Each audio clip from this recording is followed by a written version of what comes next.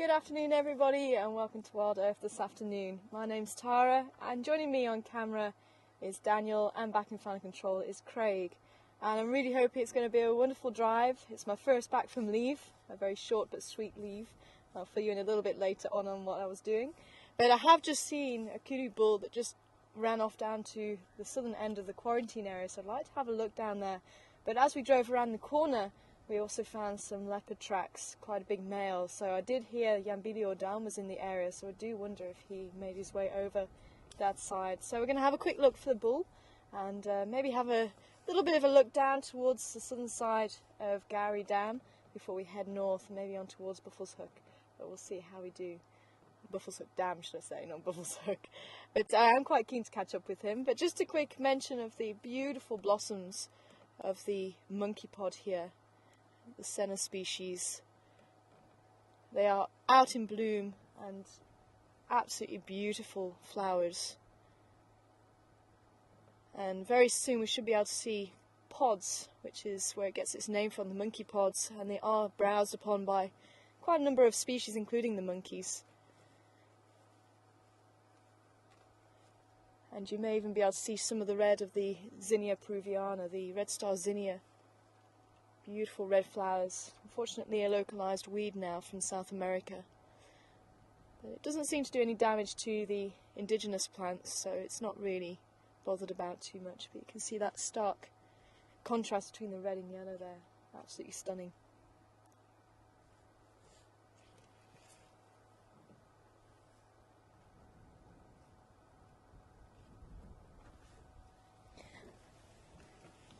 And I'm hearing the roars of the impala, and that could be what's also going on down the southern side of the quarantine area. So let's continue and see what we can go and find this afternoon.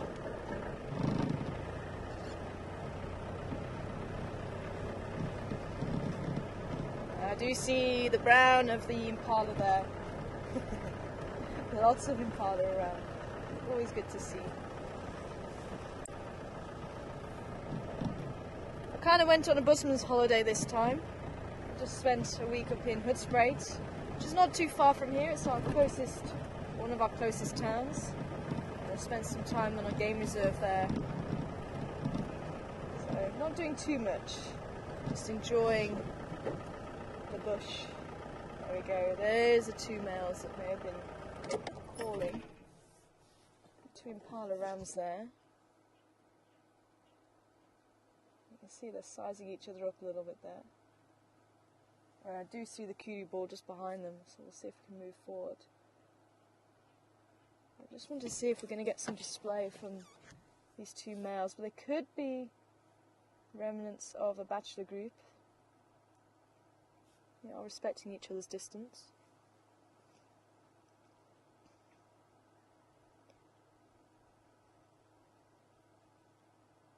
Especially at this distance, I expect quite a lot of lip smacking and displaying rather than their heads down, so it could well be that they are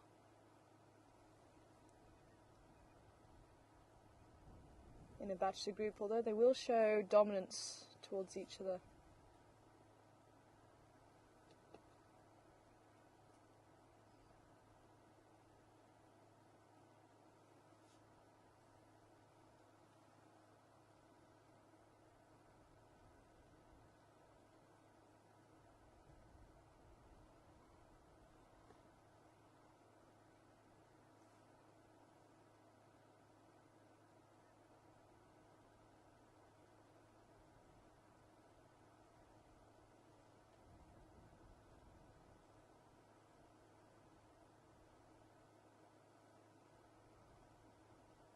Occasionally you can hear the harsh cry of the lilac-breasted roller calling.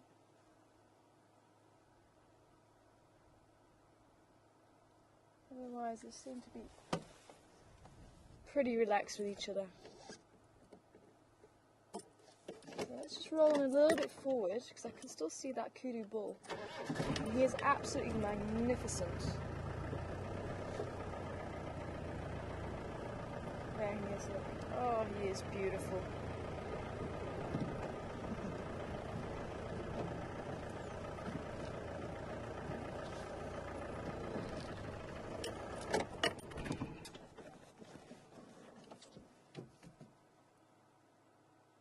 2 turns on the horns.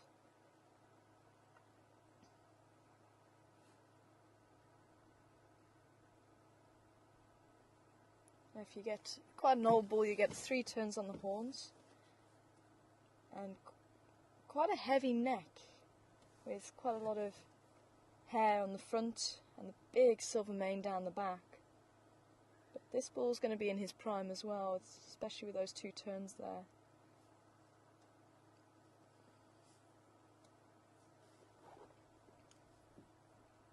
Now, unlike the impala, the kudu don't hold territory.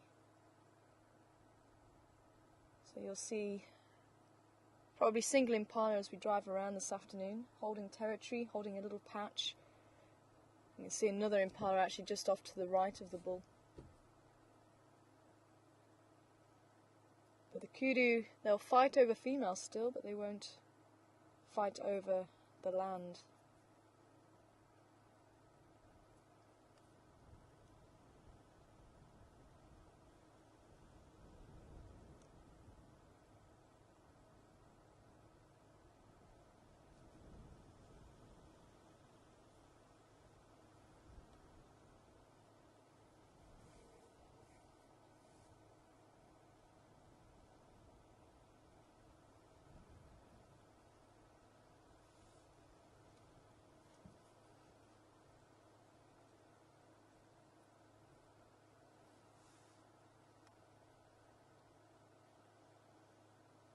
Now you may see it's a little bit choppy this afternoon with the wind, so they are going to be a lot more skittish than usual.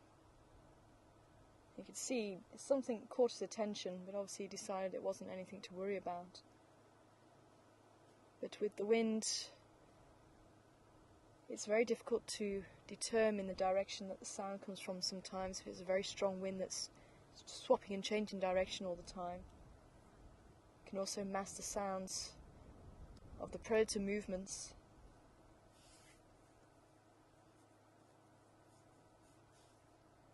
And also with the scent as well, it can swap and change, making it difficult to determine where the predator is, if there is one. So you will see animals in quite high alert for things.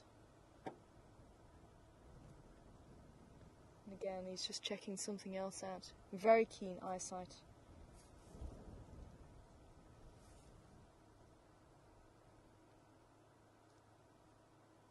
But I did see a warthog running off in the distance, and I wonder if that's the movement that he saw.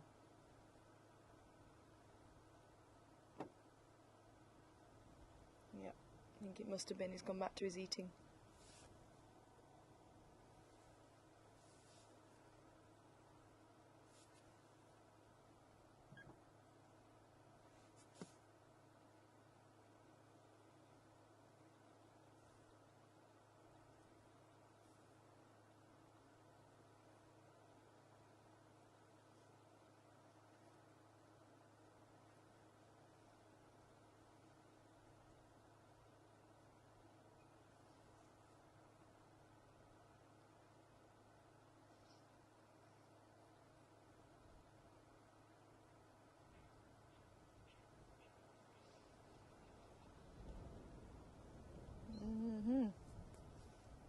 The wind suddenly just picked up.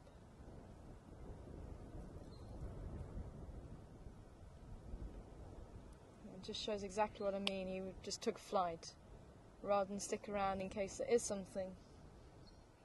But again, they are a little bit on edge. Because of the wind. There he goes.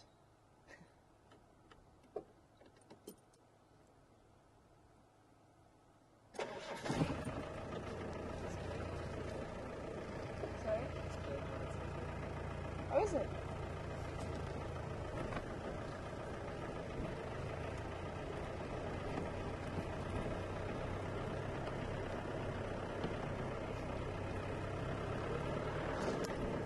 And just before I left, there were a pair of ground hornbills, and Daniel said that you have been seeing them quite a bit, which is awesome.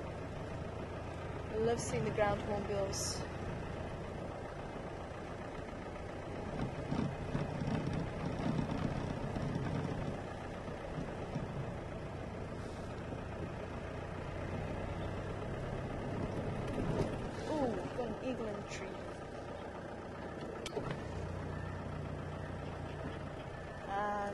that is what is upsetting the roller.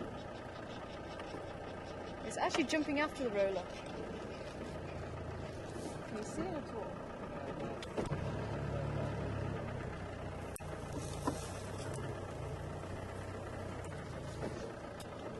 Change direction.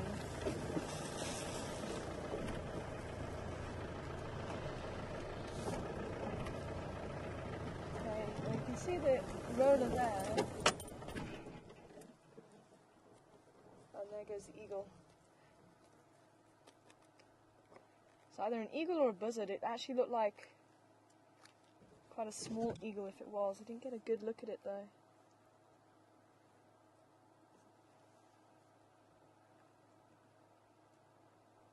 It looked like he was actually jumping further up the tree to either chase the lilac-breasted roller. I don't think it would be hunting it. I think it would be a little bit big. Maybe he had something in his mouth that he wanted. He was trying to put pressure on it to drop it, but he didn't go after it if it did.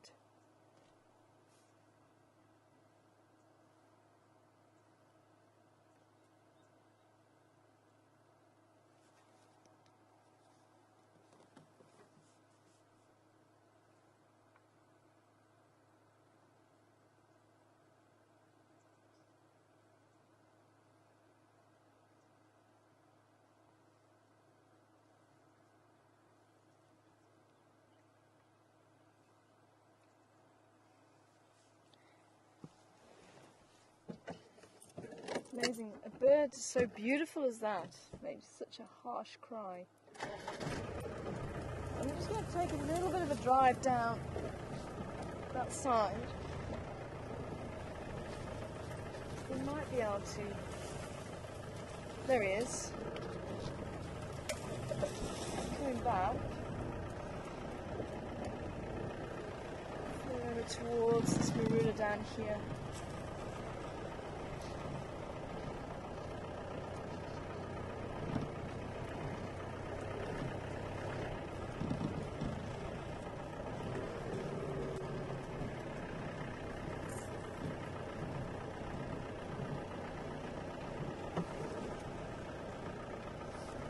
I don't know if you're going to be able to see him underneath that branch there. Can you see him?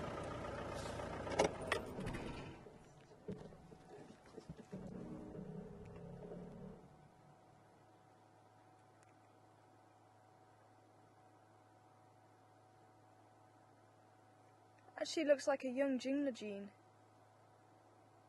African harrier hawk. And they pick birds out of nests, and I wonder if that's what it was doing. Can you see it on the end of the branch there? Oh yeah, you can.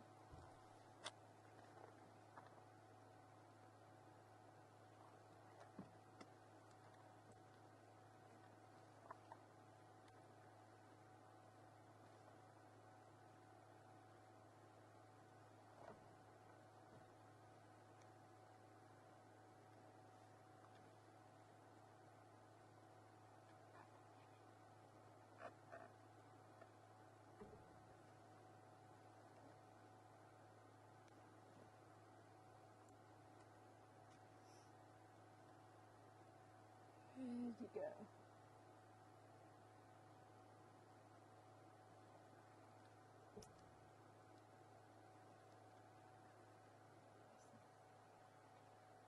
Oh, there it goes. It's going back to that tree. I do wonder, actually, then.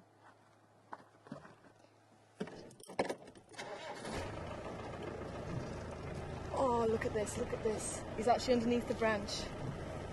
Look at that. Just shows the agility of these birds. Oh, he's climbed up onto the branch now, but it's a misconception they've got double jointed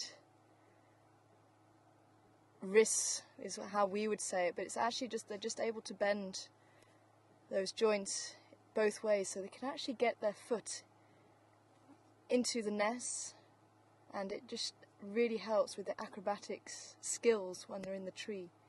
Hopefully he's going to demonstrate them now.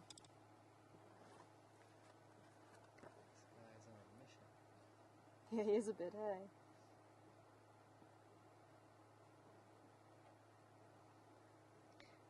the adults have the grey plumage and that bright yellow bare skin, but you can just about see it starting to come through.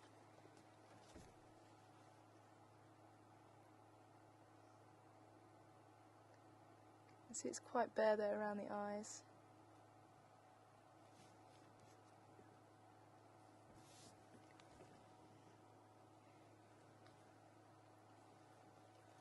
Okay, he's just actually in front of us.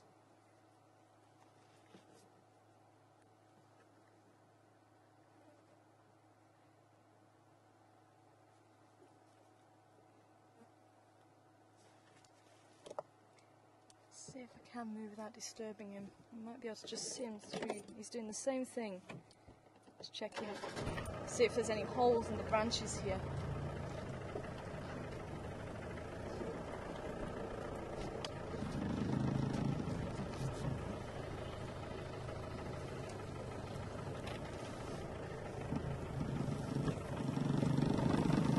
Let's see if we can just go around the back of this tree.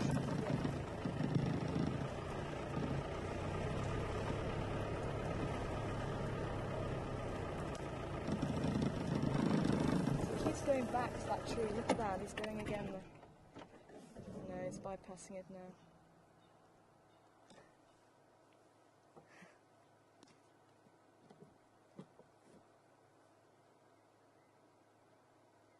Oh well, search is over for that tree.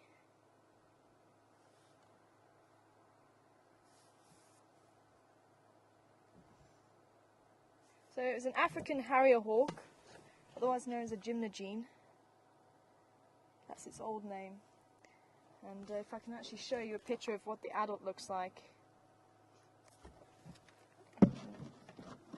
Here. Now this is usually yellow here, so we can see that pale skin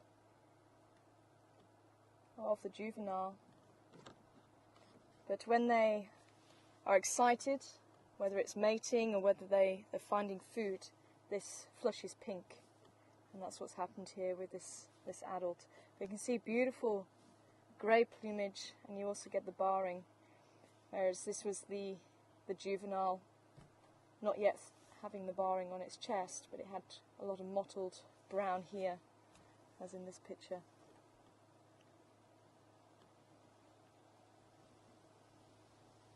It's a very agile bird. It's a shame we missed it just hanging underneath the branch.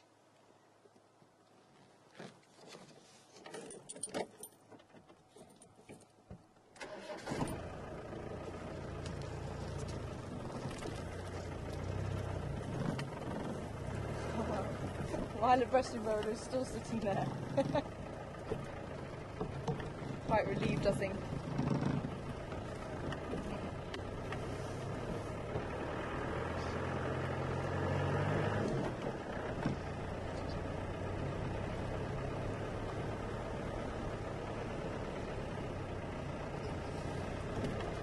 So if anybody would like to ask any questions this afternoon, all you need to do is send them in an email and send them through to questions@wildearthsafari.tv. So that's wildearthsafari.tv.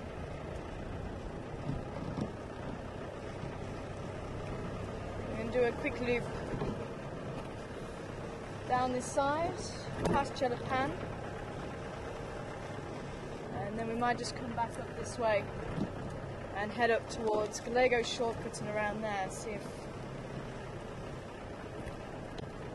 there's any sign of the leopards this afternoon. And I did hear around the 24th, Yambili Ordan, big male leopard, who's thought to be the father of the two cubs from Karula, was seen at the same kill. He's actually sharing the kill with them.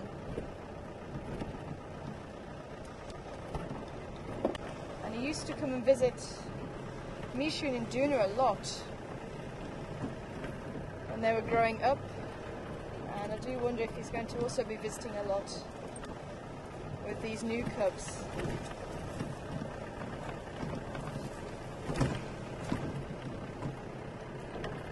But for now, it sounds like she's headed up towards Buffer's Hook. So we'll check out Buffer's Hook Cliff Line in a little bit. And you never know, she might come back down onto Buffer's Hook Cliff Line. I'm being hopeful.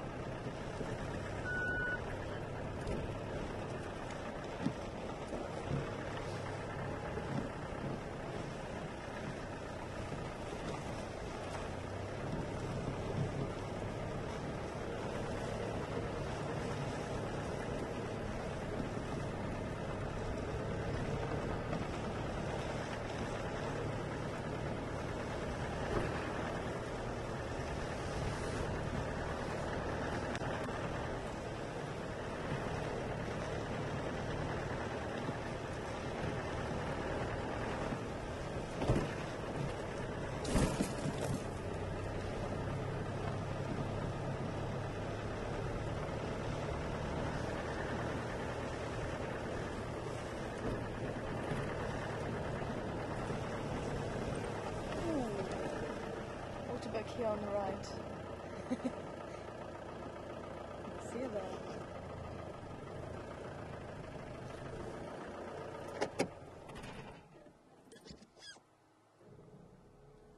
Ooh, I also heard something on the left. And so did she. You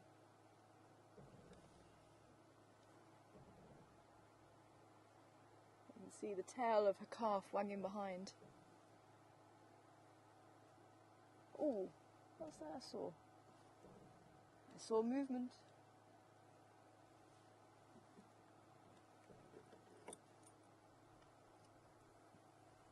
Oh, that's what I saw. I saw movement of something else in the bush, but it looks like it's a herd of ellies coming our way. Good afternoon, mister.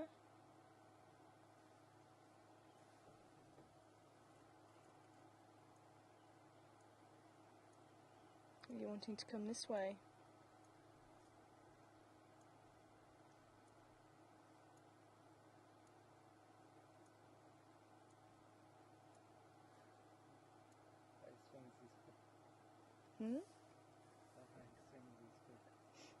He's not too sure about it. You can see he's lifting his head up.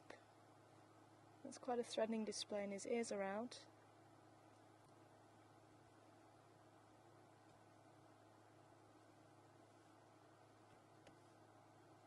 Are you wanting to walk down the road, Mr. Ellie?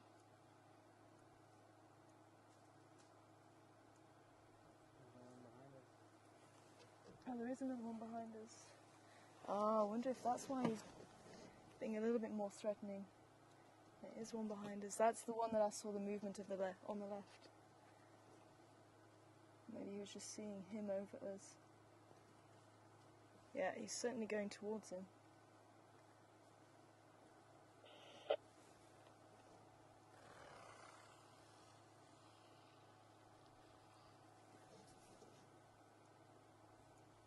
Here he comes. He's going to come out through this clearing here.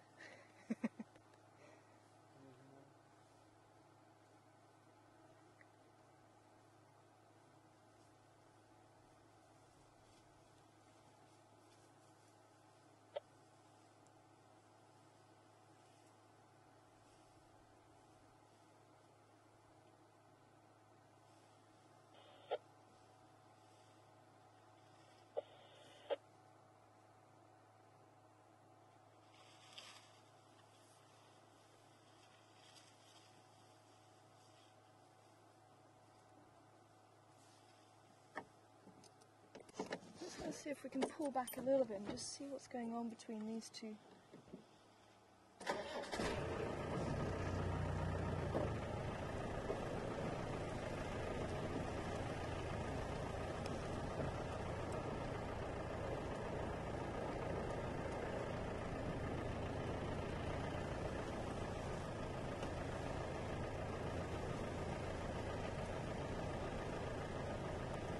couldn't smell them, and I couldn't see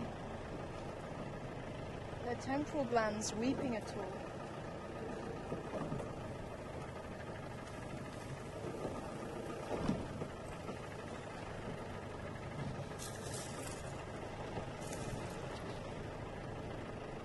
They have gone off through the bush. I thought they were actually coming this way. Can you see them still?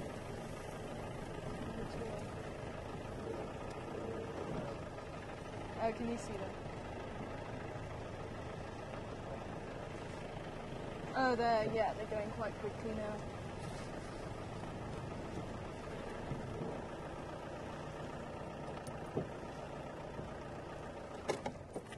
Out onto the road. It's quite a tall elephant, actually.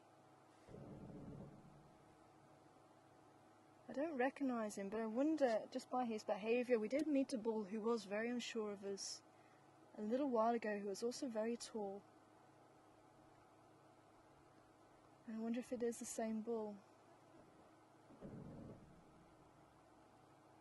And again, he wasn't showing any signs of must, like the lobes weeping, like I was just saying earlier, or dribbling urine.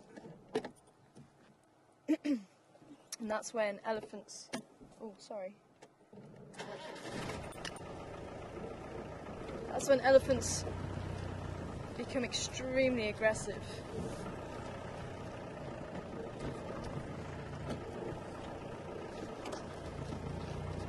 And it's this heightened level of testosterone that runs around the body. It makes them ready for mating, and they have an advantage over those bulls who aren't in must. And there's the other one.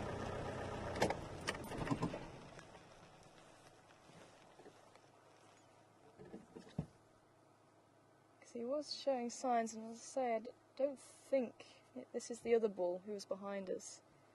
So it could have been towards him, but he has gone off that way. So if it was, I'd expect him to really be chasing this one.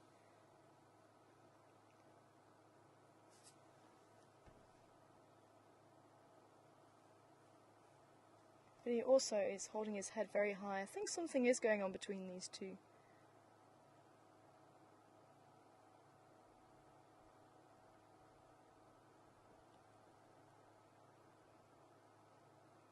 You may find it funny that elephants hold themselves in that position and try to intimidate you. I mean, the size would be enough.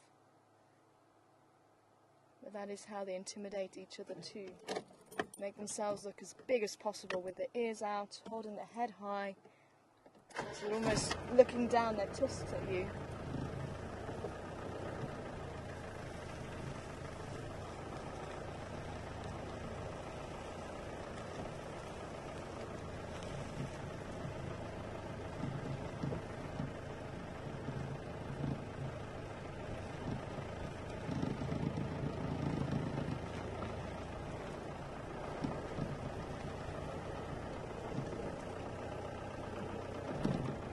Hi Dave, good to hear from you. I'm just going to see, this is quite thick bush in here. You say you saw one going off that way, hey? You might have to try on the other side.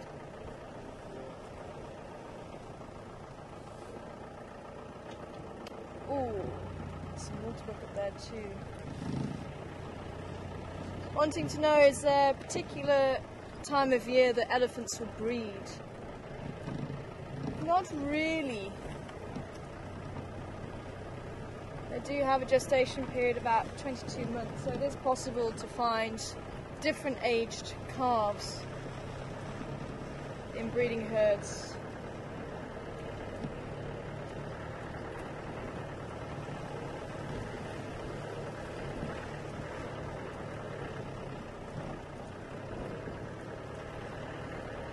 And when a bull comes into must, it can be for a few days, it can be for a few months. And it just depends on if they are close to females who are breeding or whether they have to travel quite far. And if males leave... it sounds like something bad on drive.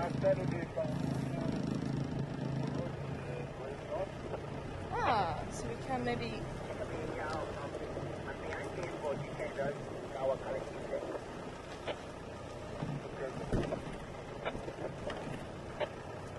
Good afternoon, stations. I just had Tooma, Dodder and Glove heading into the drainage line just south of Gowrie Dam. I've lost visual for the time being.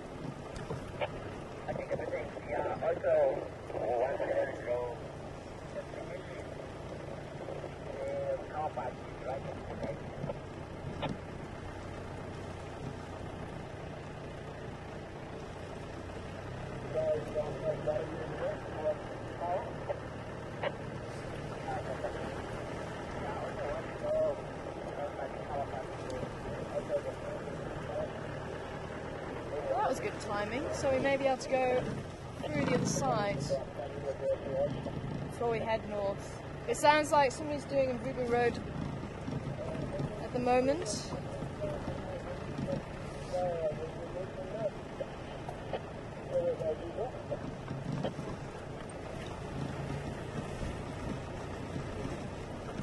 So that's one road less that we need to do.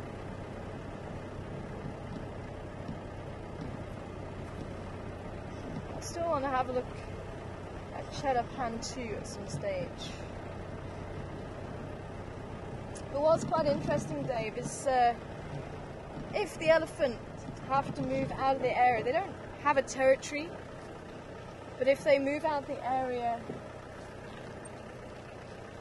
that they're used to, they have a particular area they prefer to be in, but if they move out of that area in search of the females, they may be more aggressive when they are immersed than when they in that area that they know. Because they come across bulls who they don't know, and obviously they won't know how strong they are, and it's when they're immersed it gives them that extra edge, as I was saying earlier. So maybe they're just a little bit daunted, and it could be another factor that causes bull elephants to become more aggressive during that time. Let's have a look for the crocodile. Apparently he took down a Nyala bull this morning, the crocodile.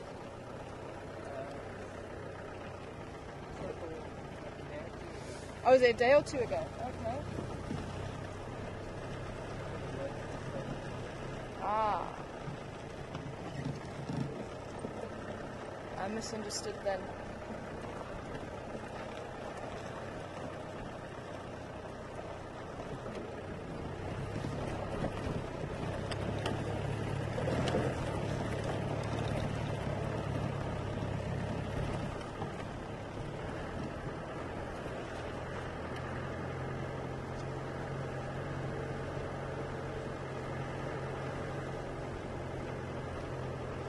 Hi Corey, good afternoon to you.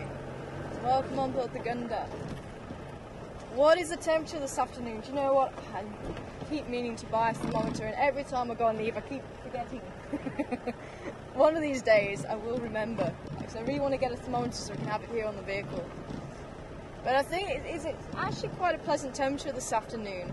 The wind is blowing a little bit and it's keeping the temperature nice and cool. But even the breeze has a little bit of a chill, but not too much.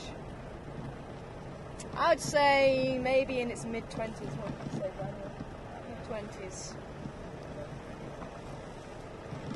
I've already got an extra layer on because I'm waiting for it to drop in temperature. It doesn't look like our bulls are coming out this side.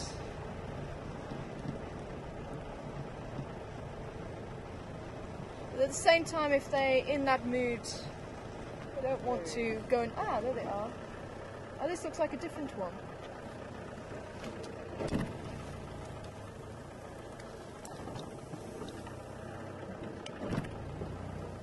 Let's go that way now.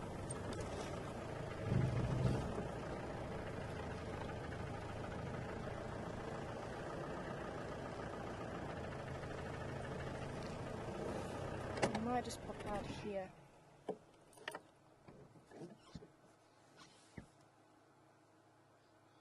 There we go. Actually, does have a little bit of remnant of being immersed. Got a tear in his left ear. Oh, and there's the other one.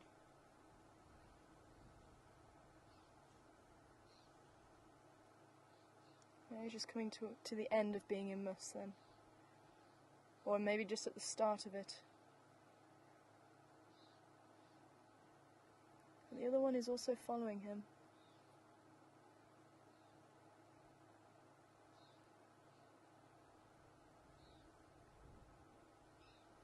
He went that way.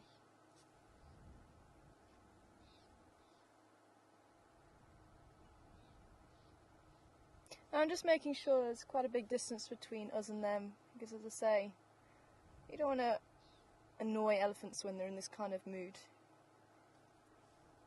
So we're just making sure that we're giving them a lot of space.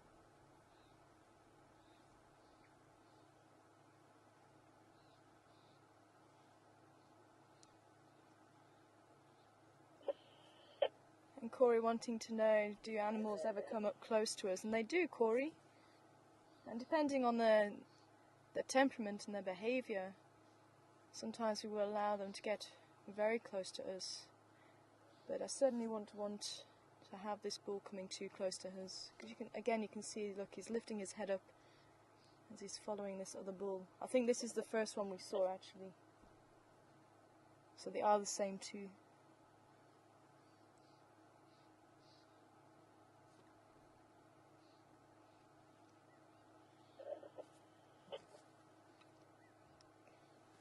Good afternoon, Efremgo. On Central Drive, I've just relocated the two and Love.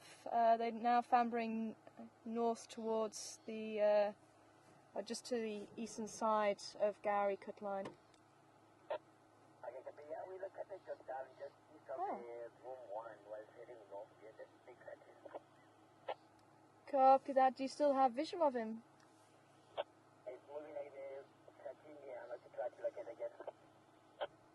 Copy that. Can I come and join you there? Awesome. Well, let's leave the two bulls to it. We're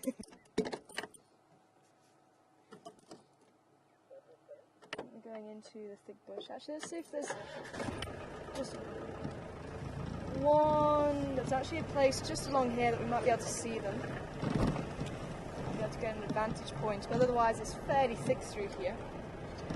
But they did just say they've relocated Yambiri or Dan, but he's just gone into very thick bush. They are just here. I just want to see if there's going to be some interaction between them.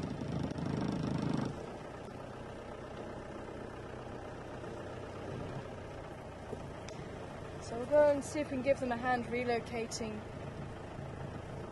the beautiful male leopard, but he has gone into thick bush, so just while we may have a chance at seeing some interaction between these two bulls.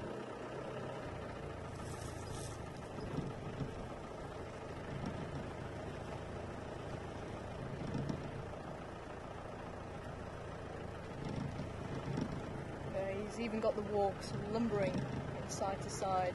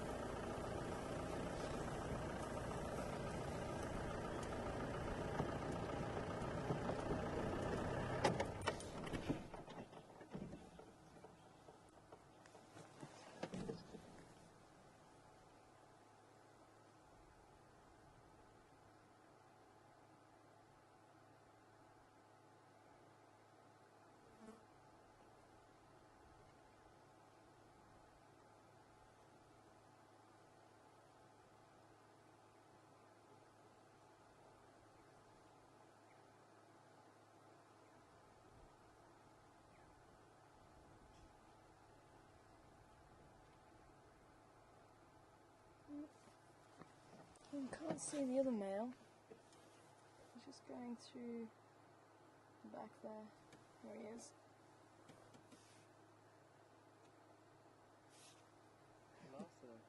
That's the last one. That was the first one that we saw, and that was the last one that we saw crossing the road.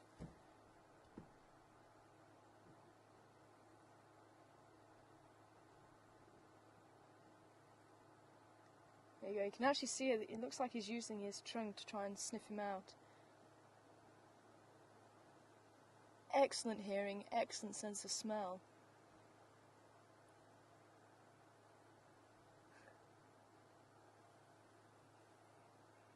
Maybe, just for the time being, they're going to keep pursuing each other. He's trying to pick a fight with him. I don't know if he's trying to pick a fight with him, but he certainly doesn't seem to be too happy. And as I say, maybe with him being in front of us on the road and him lifting his head, I thought maybe it was us, but the bull did cross behind us, so maybe it was a combination. Because again, he hasn't turned towards us and he hasn't shown us any other sign of aggression, so I don't know if it was that male who was behind us, or whether it was a combination. Maybe it was the two of us with that aggression to begin with. But certainly he's on that trail of that bull, and he hasn't really turned his head towards us since then. So I think it's more to do with that other bull. But again, we didn't see any sign of the marks down the sides of the eyes, where the temporal lobes start weeping. So why he's possibly trying to pick a fight, I'm not sure, because they look to be maybe about 20, late 20s, maybe early 30s.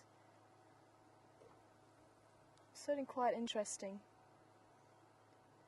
And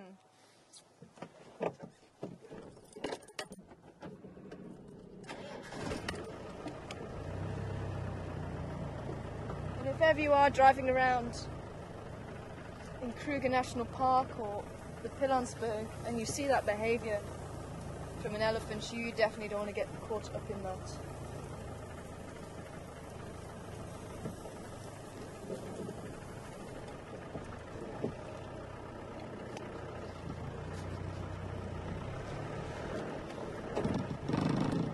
But very interesting to see that horse stance though.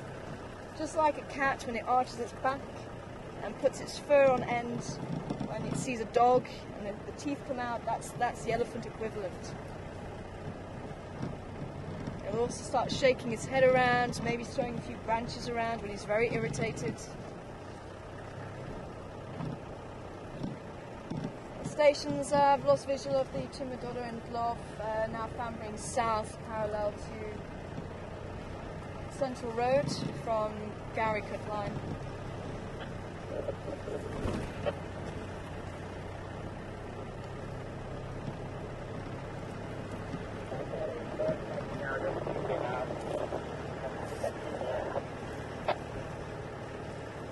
Copy that. Do you think he might come out somewhere around on the fire break a little bit later on?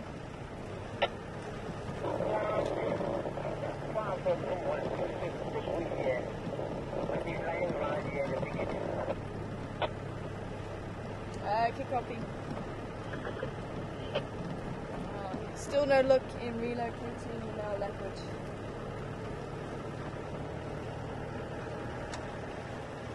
We'll go and have a look along Vuga Road, just in case. You never know.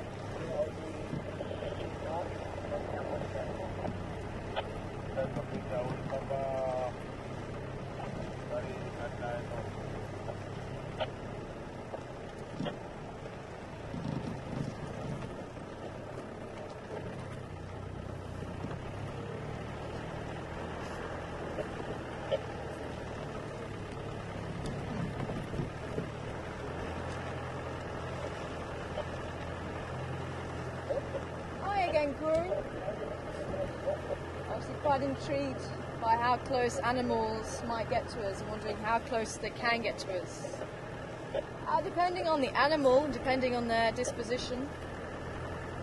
Sometimes they walk right down the side of the vehicle, so they could be close enough that if I reached out my hand, I could touch them. And it was about a week ago, hey Daniel, that we had that with the 4 huge lions, the Majingilans, all 4 of them, walking in line. actually walked right down the side of the vehicle, and they probably stood about head height, would be about there. Hello. Good afternoon. Good. How you doing? Good, good. Good man. Hello. Yeah, you can try. He's down there, but Okay. yeah, maybe if you by yourself, You might just pop out. Just by room 1, is he? Yeah. Oh, okay, cool. Thank you.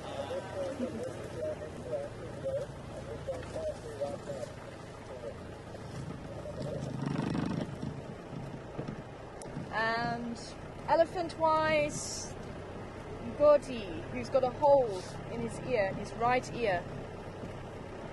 We've had him feeding very calmly, and eventually he came right up to the vehicle, and he was probably just a few centimeters from the vehicle. And Karula as well, walking right down the side of the vehicle. Rhino. But again, it just depends on their behaviour. Now, as I say, that elephant I would not have allowed to get too close to us because his behaviour wasn't calm, and it's showing them the respect that they have their space, and we would never try and get that close to an animal. It's always on their terms. So if you can see where an animal's walking, you'll see we try and put ourselves where we think that animal might walk, and if it's happy with doing that, it will walk right past us. If it's not happy, then it will change direction. That's telling you they don't want you to get that close. So it's all about trying to show the animals respect and respect the distance that they want to keep you at.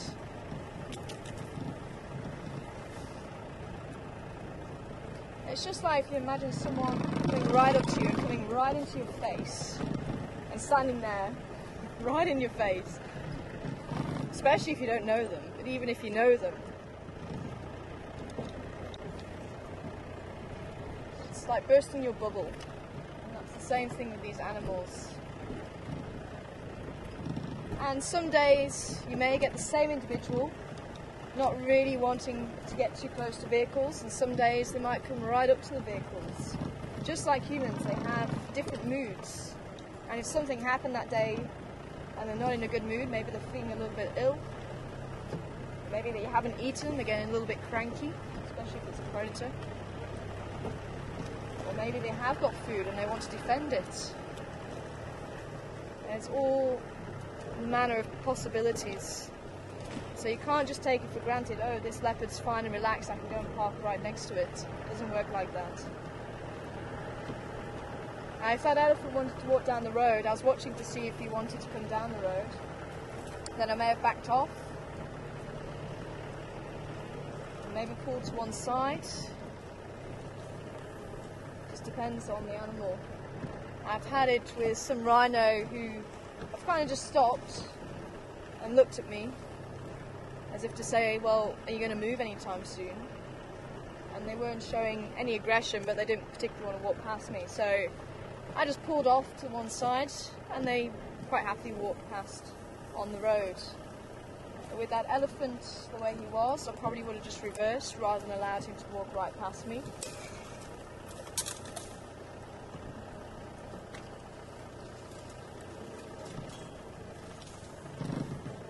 Apparently both vehicles have left now, so we're just going to have a look around where they last saw him, and you never know, he might just pop out. So if he was moving,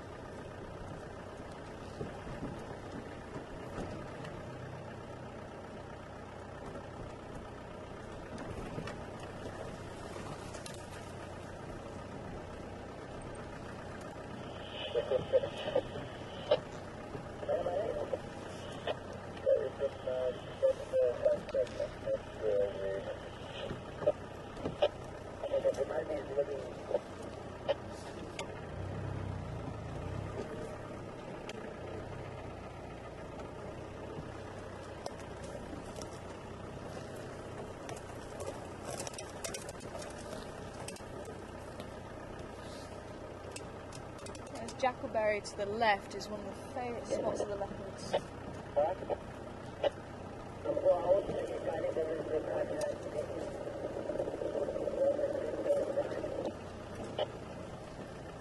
Okay, copy, thank you. Yeah, I think I'll take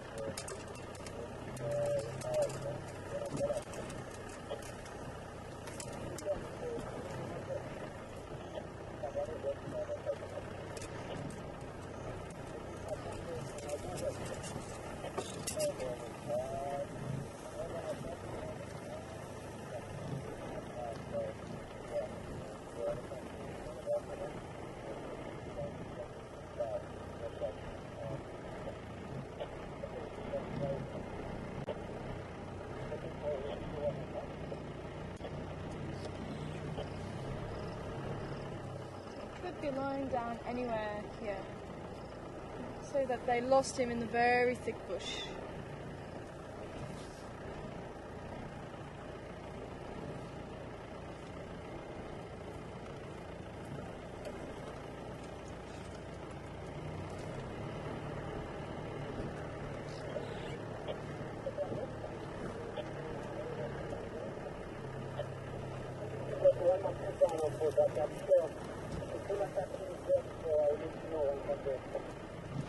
And it sounds like they are talking about Karula, where they left her this morning, somewhere in Buffelshoek.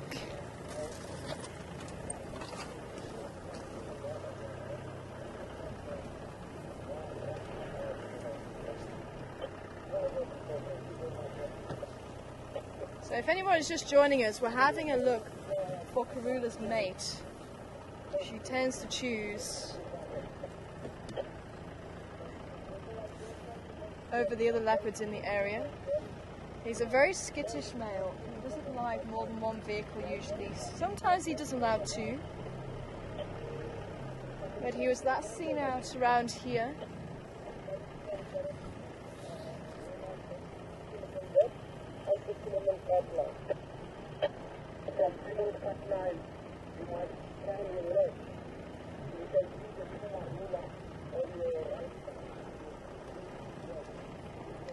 Hoping, sounded like he was on the move, so I'm hoping he may just come out. Oh, it's amazing, we couldn't drive here even a week ago.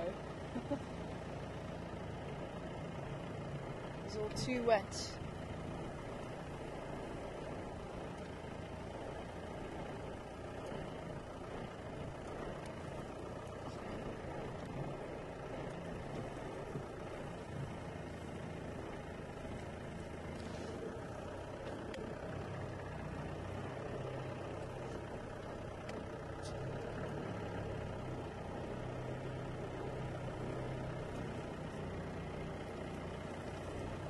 No monkeys to help us out this time.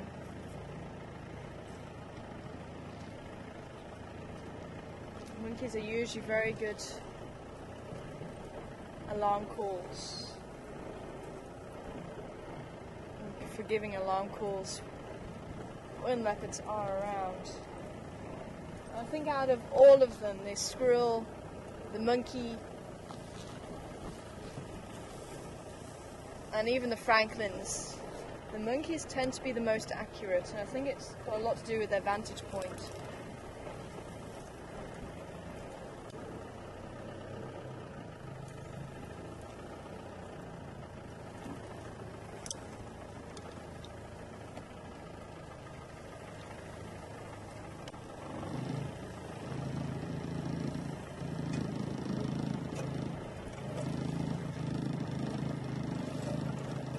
Sadly, not today.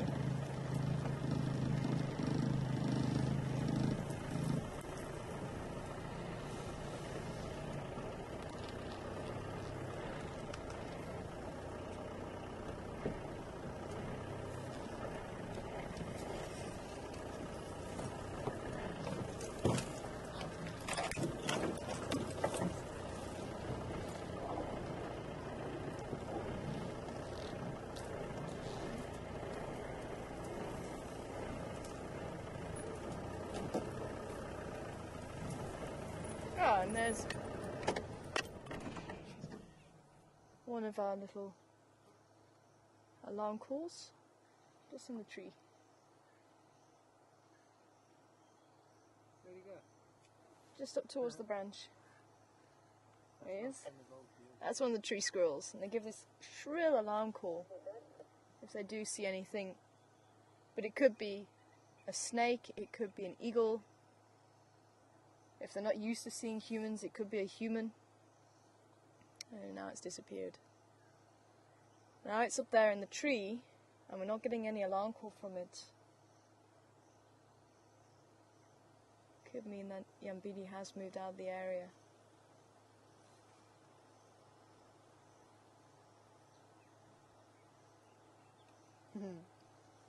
Sitting in the marula tree. And the marula trees are actually starting to lose their leaves now, we're going into autumn. Ah! I see there's two monkeys there. So if the monkeys aren't saying anything, the monkeys are actually sitting on top of the roof of the lodge. So if they're not saying anything, and the squirrel's not saying anything, maybe he has moved a little bit further north.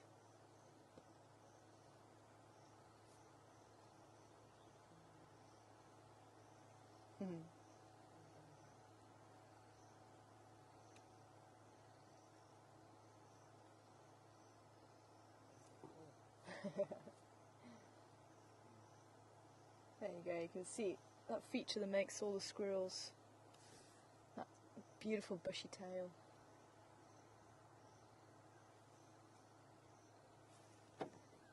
Don't know if we can get the monkeys from here. I think we might be able to. Might be a little bit difficult for you though. The velvet monkey's step just on top of that roof there. Busy brooming.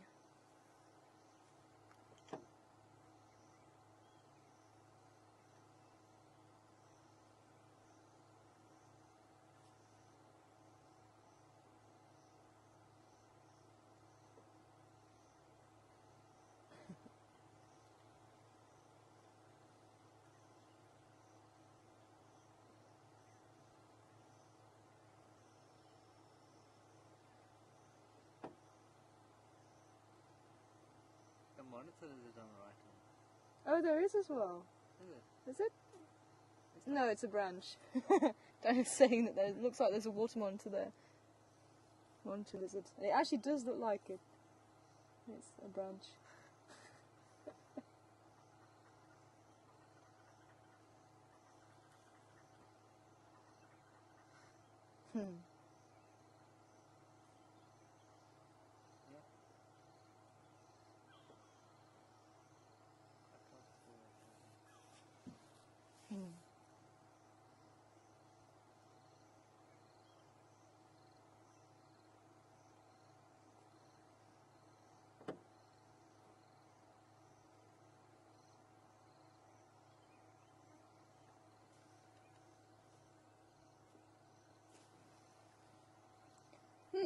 Okay.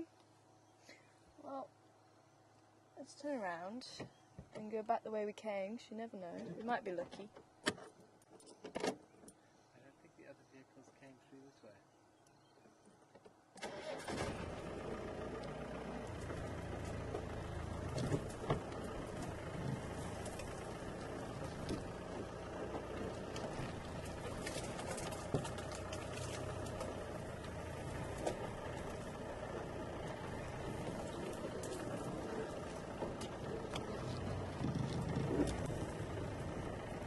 So sometimes, no alarm calls can be just as handy as alarm calls.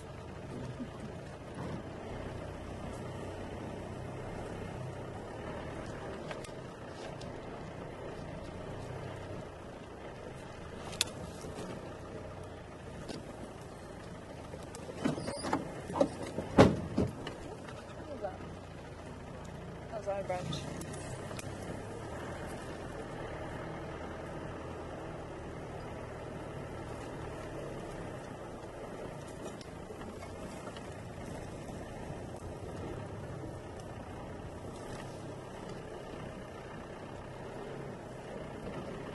Hi, Raisa.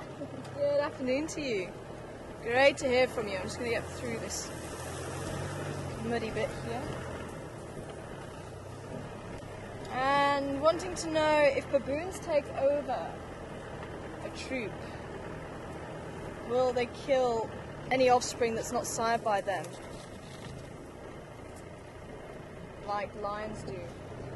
Baboons are slightly different in that there's usually more than one male who lead the group and who are dominant within the group. You usually get 4 or 5 depending on the size of the group. It's known as an oligarchy society. So if one of the males dies, just another male will move up in rank. So there's not really any reason to kill any of the other troop members. I've not really heard of them actually taking out offspring from other males, because they all live together anyway. There's not really much point. They'll just sire the next offspring. And I think partly due to the fact that the females can come into season after about 5 months after giving birth. It's quite a quick turnaround, whereas in lions it's quite a slow turnaround. The female will only come into estrus maybe after about 2.5 years of giving birth. So it's quite a slow turnaround in lions. So that's also got another part to play in it. So the lions would have to wait. If he came into the area, he'd have to wait about 2.5, maybe 3 years before he can actually sire his own cubs. And then he may even get pushed out of the area by another male. So that's the reason why a lot of the males will kill very young cubs. You may get males actually leaving cubs of about 6 months, 8 months. They may kill them, it depends on the individual. But generally, once they pass that stage, maybe about 8 months, a year, you generally shouldn't get males actually killing those cubs. I wouldn't put it past the Majingi lions. They seem to be a bit bloodthirsty.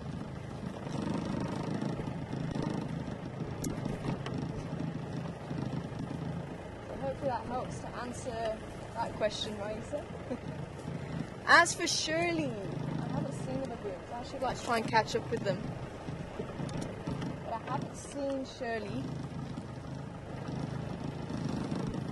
As far as I understand from everybody who has seen them, there's no new baby as yet. So I just wonder if she was just either going through a phantom pregnancy, which sometimes does happen with animals, or maybe she was pregnant and maybe she lost the baby. Because I would have thought, by the way that she was looking when I saw her, she looked very close to term. She looked very big.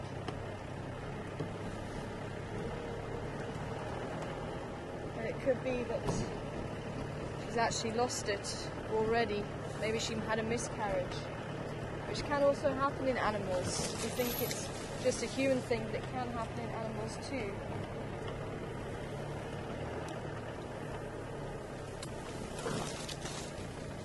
But I'm hoping it's none of the above. I'm hoping maybe she's just got bigger earlier.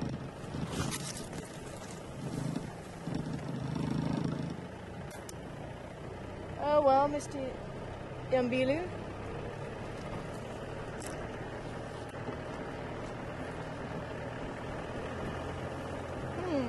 Okay.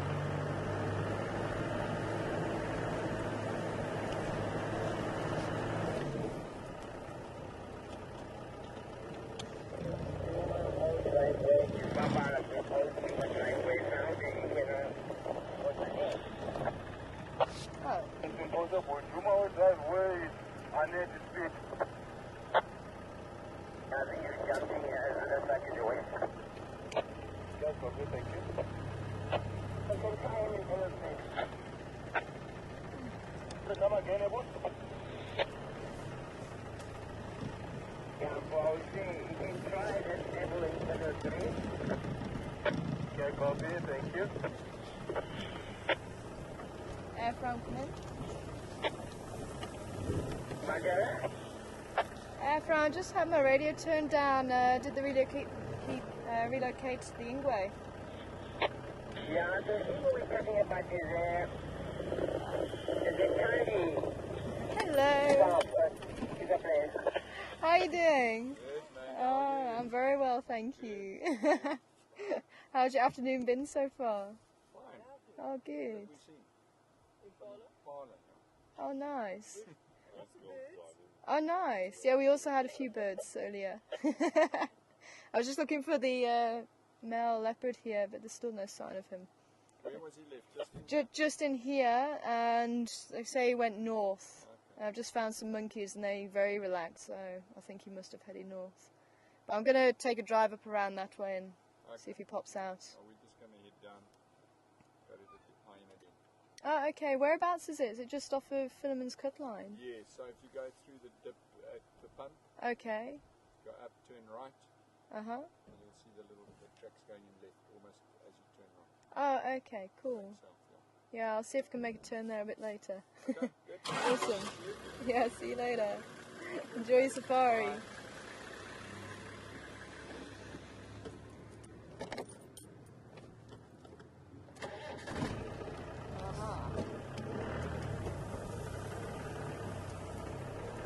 I copied that. Thanks, Ephraim.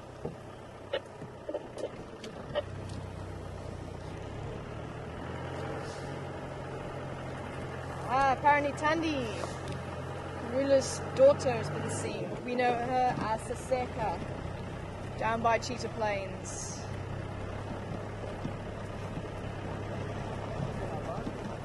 No, that's not within our boundaries. I've yet to see Saseka or her sister Tingana.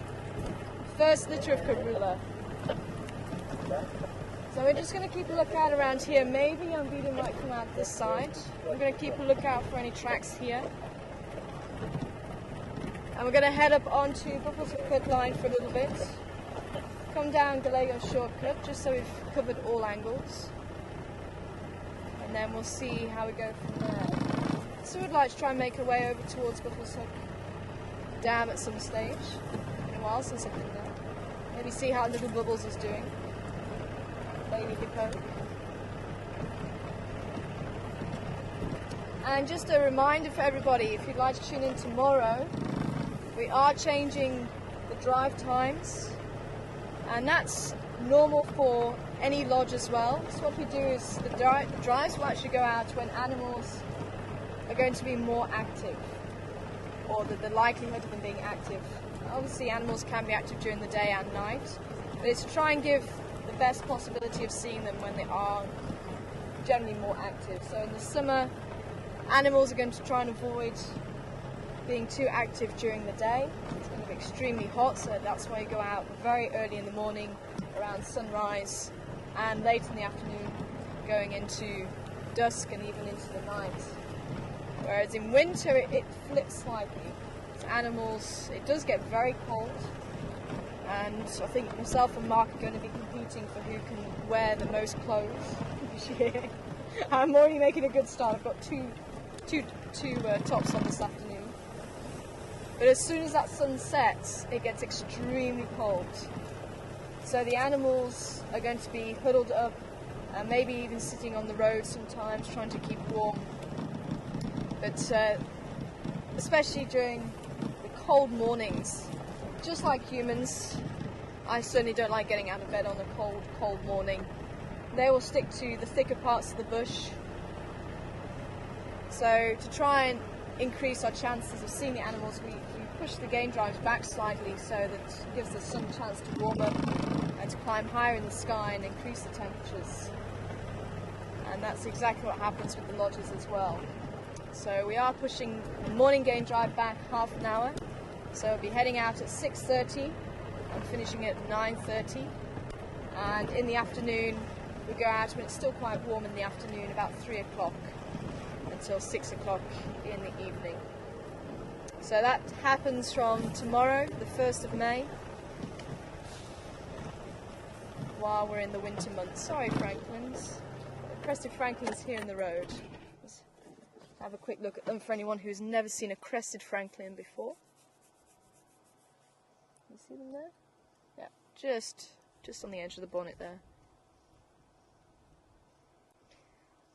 And you can tell it's winter time. These birds are starting to come around camp now. See if they can grab a tasty morsel from the kitchen. So not only do we have baboons and monkeys raid in the kitchen, you get the birds like the hornbills and the francolins.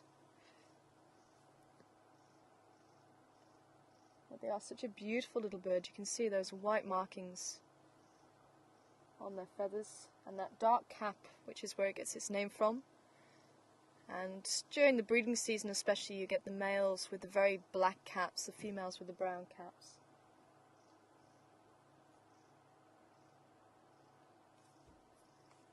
And I think one of their chicks was here too.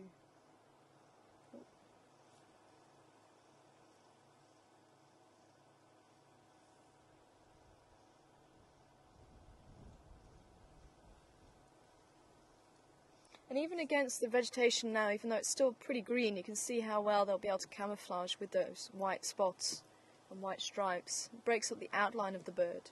You may have noticed with the kudu earlier, the same thing. They've got the white stripes down the body, and that helps to break up the outline. Makes them less animal-shaped, and a lot more difficult to detect than if they had no stripes or spots on them.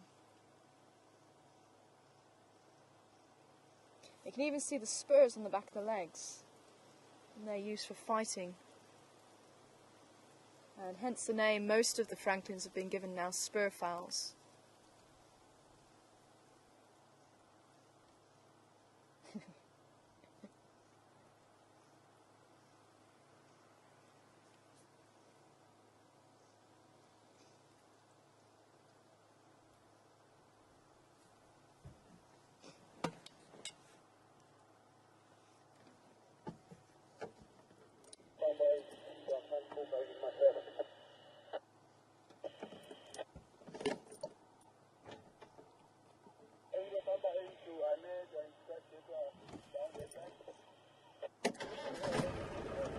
Okay.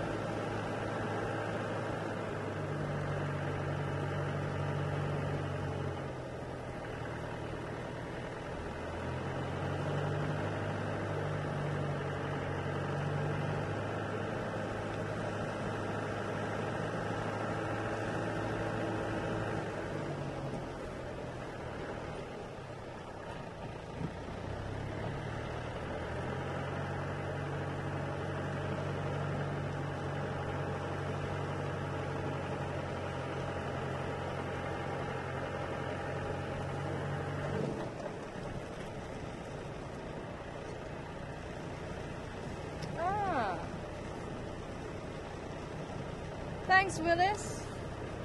Thank you very much for the information. Saying apparently up in the delta, up in Botswana, the Okavango Delta, apparently there's been many cases of infanticide by male baboons. And I think that strange male baboons coming into the troop. See if we can get confirmation on that. Is there any strange... I thought that's what I heard, but I'll see. Apparently there's been quite a bit of studying done on that.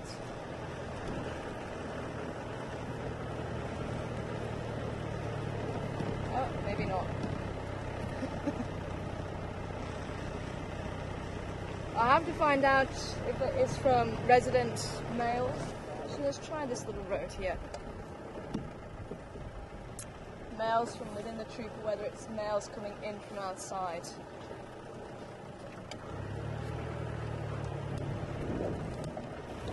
As I say, I haven't heard about it before, and I haven't really seen it, but it sounds like it can happen, Raisa.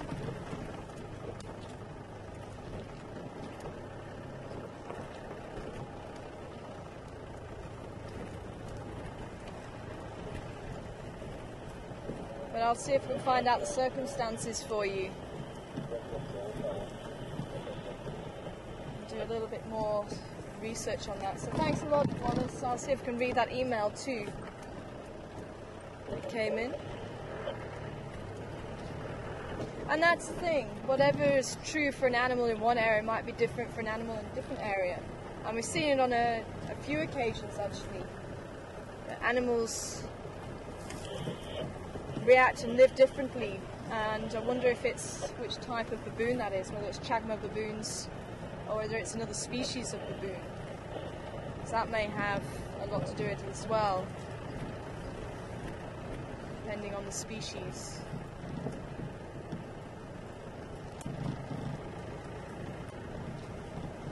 So I'll do some more digging, Raisa, and see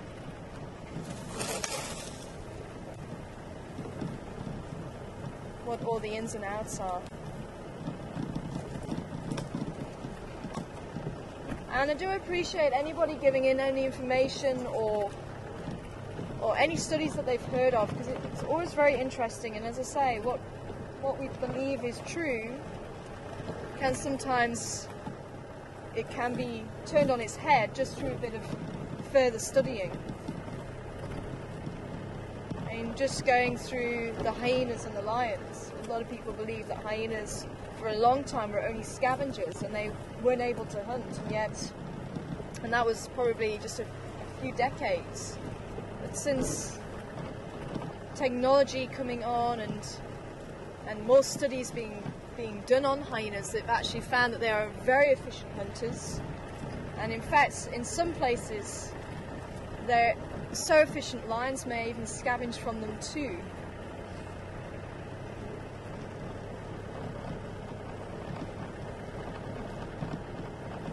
And I think this is what's so interesting and so vital with all the research that's happening and all the interest that's being shown now. Things that we thought that we knew are actually being turned on their heads.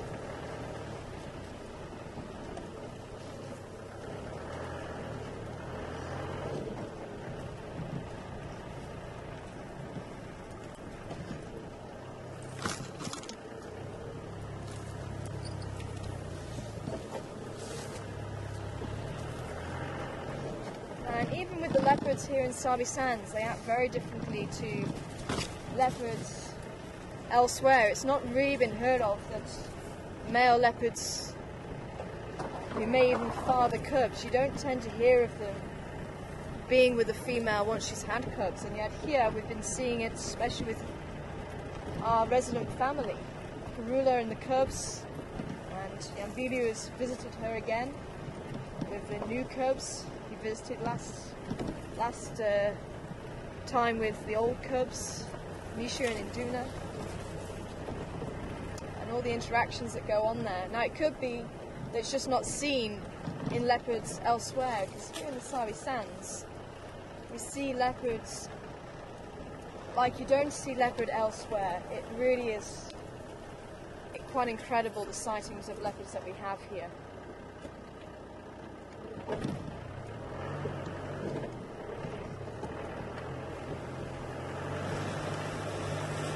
experience comes from working up in the Waterberg.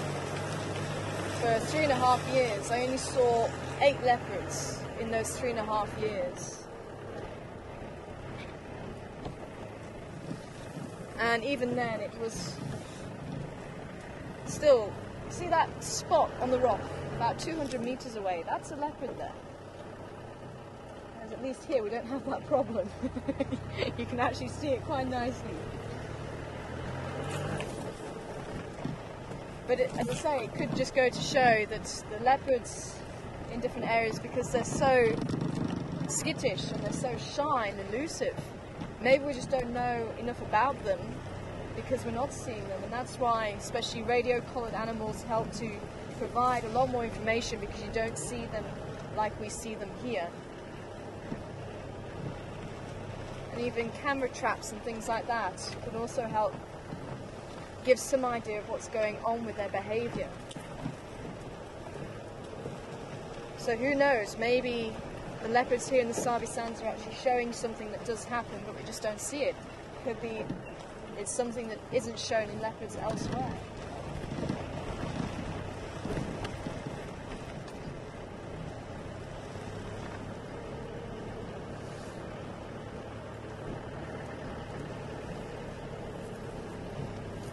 Hi Tim, good afternoon to you. Wanting to know how cold it gets here. It gets extremely cold. I'm probably going to be wearing at least 5 layers on morning drive. But it doesn't get as cold as the Waterberg. Here, I think last year we were getting down to, I think the coldest was about 2 or 3, maybe 4. Whereas in the Waterberg, I definitely went on a few game drives where there was frost around. I didn't see any frost last year, even in the drainage line. But you may get a little bit in the drainage line if it gets really cold. But there we had frost out, just on the ground. And I remember one drive being about -4, especially with the wind chill factor. So it can get extremely cold. And on occasion you can get snow in Joburg, believe it or not. Not very thick snow, but you can get snow.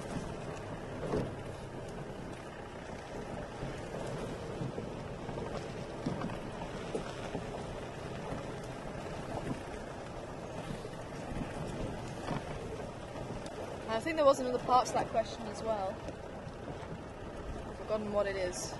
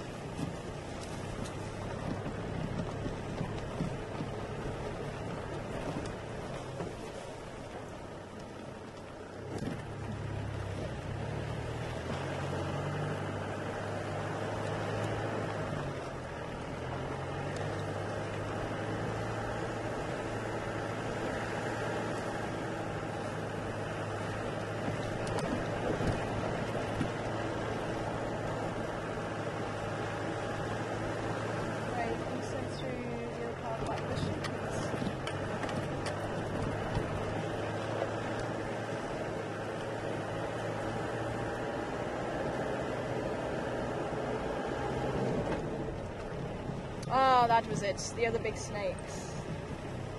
And do we come across any big snakes? Sorry Tim, I forgot about that little part.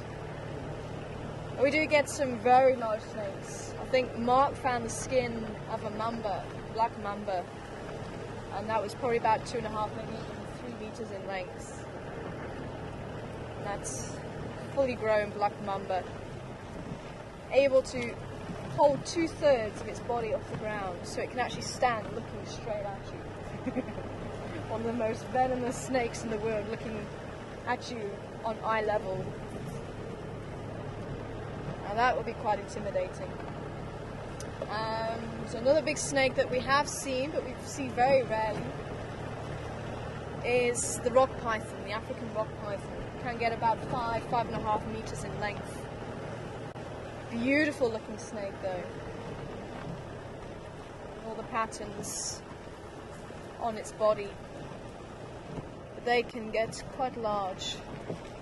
Okay, we're back on quarantine. I'm hoping we might be able to bump into the baboons. And we'll head down towards Chelapan and then over into the east, I think. Doesn't look like Yambilu is going to come out this side anytime soon. But he may come back out onto quarantine. Maybe he's biding his time.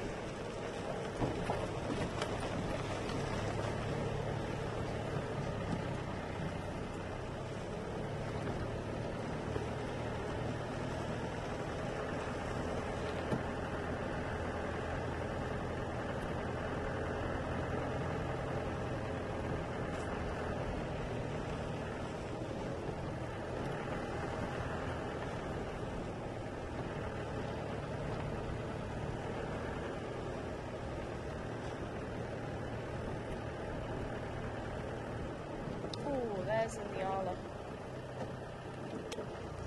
Don't go too far.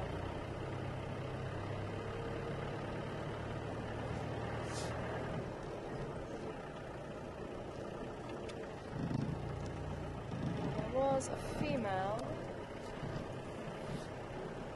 There she is. Hopefully she's not going to run away. Oh, stay there, lady.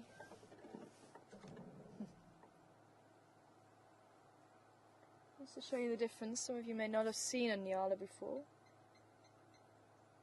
Lots of stripes on the body and spots too. Different to the kudu. Kudu don't have the spots usually.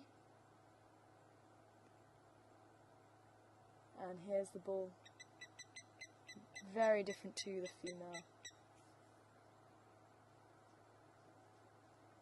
And he's looking to mate. You can see he's following her very closely. Scuba's coming back. Rubbing his chin on her back.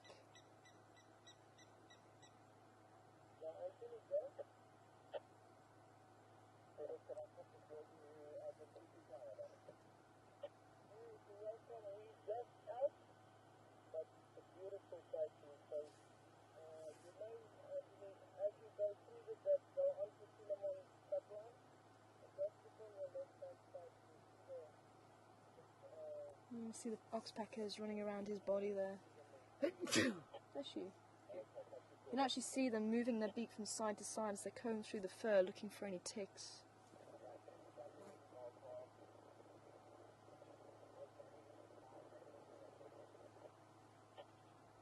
And there's... looks like one of this year's chicks. You can see the beak hasn't gone red yet.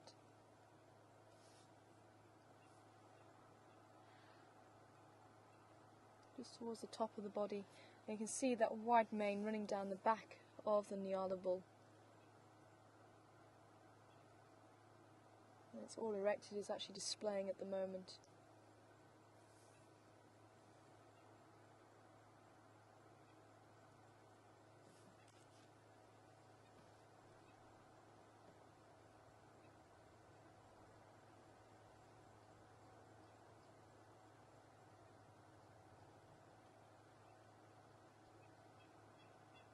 And even arching his back. So maybe another male just off into the bush that we can't see.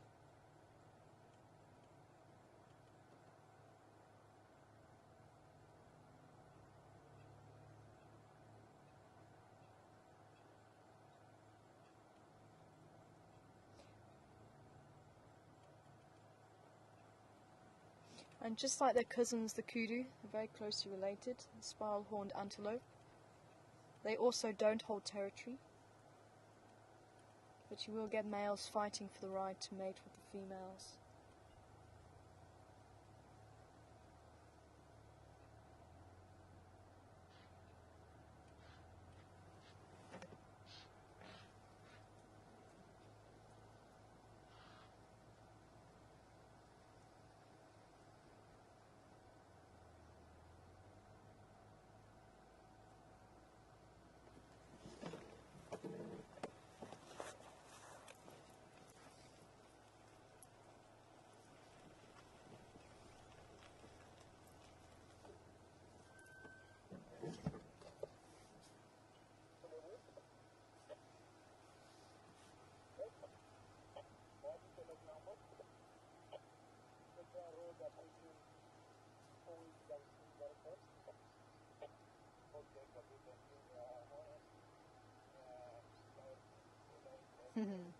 think he's given up for the time being. She wasn't interested.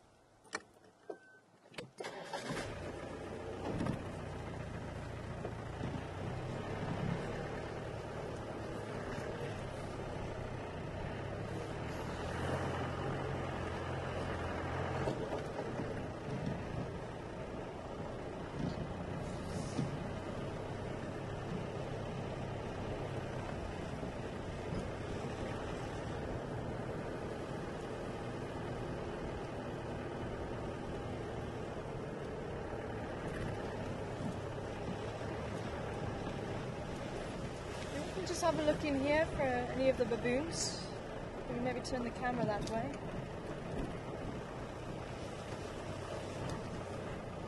See if the baboons are around.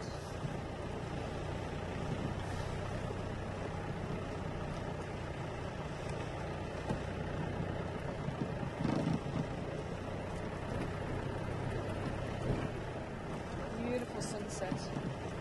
I think we might actually see if we can try and give the hyena den a go. Look at that.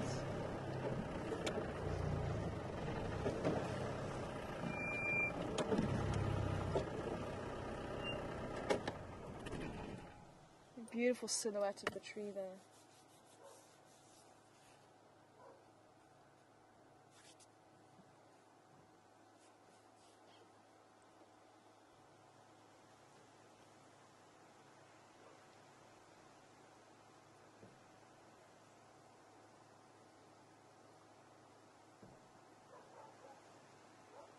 Maybe if we can go just a little bit darker, the clouds just behind us.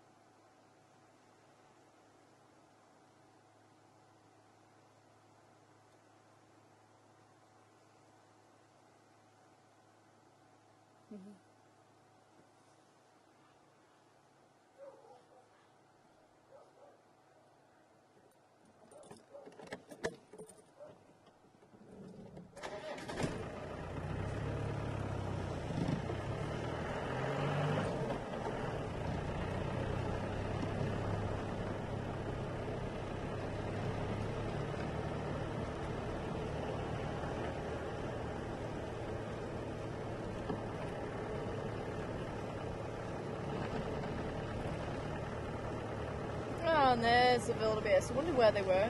All their tracks. And I've been told there's only 3 wildebeest calves left.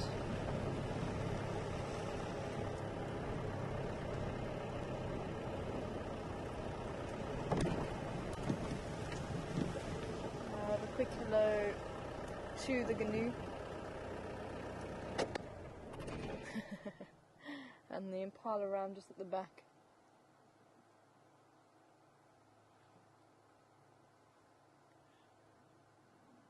Actually, if we're able just to jump across to the impala, because he's actually displaying again with that white tail and he's throwing his head back. There he is.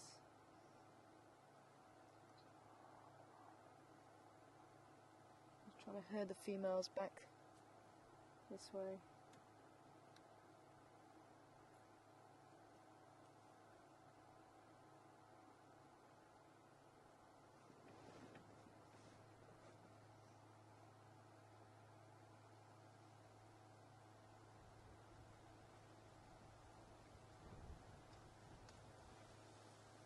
We are starting to lose the light a little bit, so it would be quite nice just to head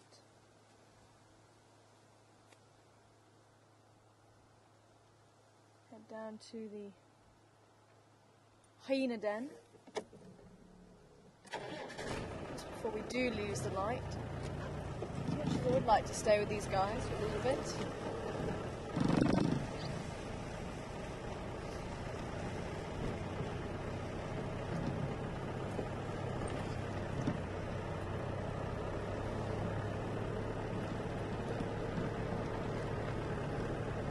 Hey, Jack, good to hear from you. And I hope you're well this afternoon. Just wanting to find out if francolins are hunted, because they do look a little bit like the pheasant. And I do believe they are eaten, but I think guinea fowl is eaten more. And we are actually going into the months where guinea fowl can be eaten, and francolin also. You don't want to be eating either bird during the wet months.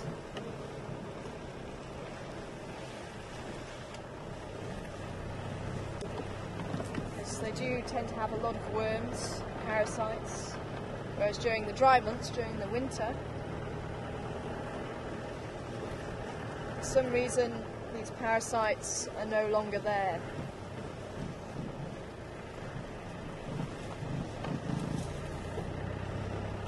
And a friend once told me it's safe to eat the guinea fowl in the months that don't have an R in them.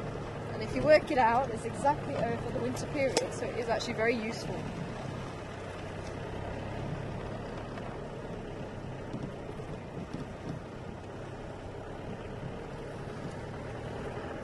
Let's see if we're okay to go to the hyena den. Legs come in. Okay. Is it okay for us to join you at the Mbisi Kaya?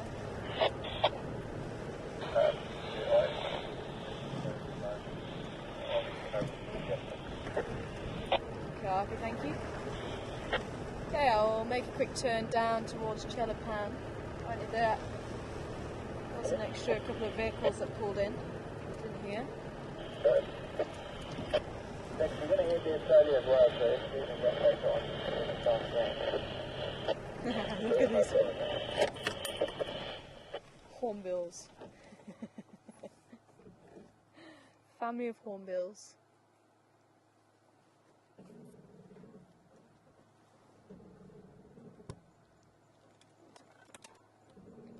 Have their evening dust bathe.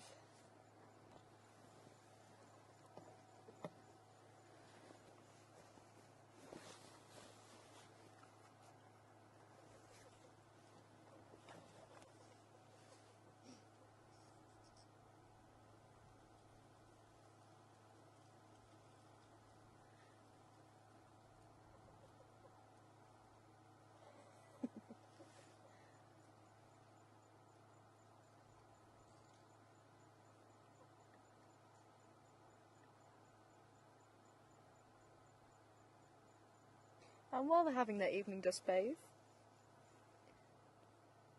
the new drive times, just in case anybody missed it, for tomorrow, for the next few months. We start our morning drive tomorrow at 6:30 Central Africa time and ends at 9:30. And in the evening, or the afternoon gain drive will start at 3 o'clock and end at 6 o'clock. So it's just moving by half an hour.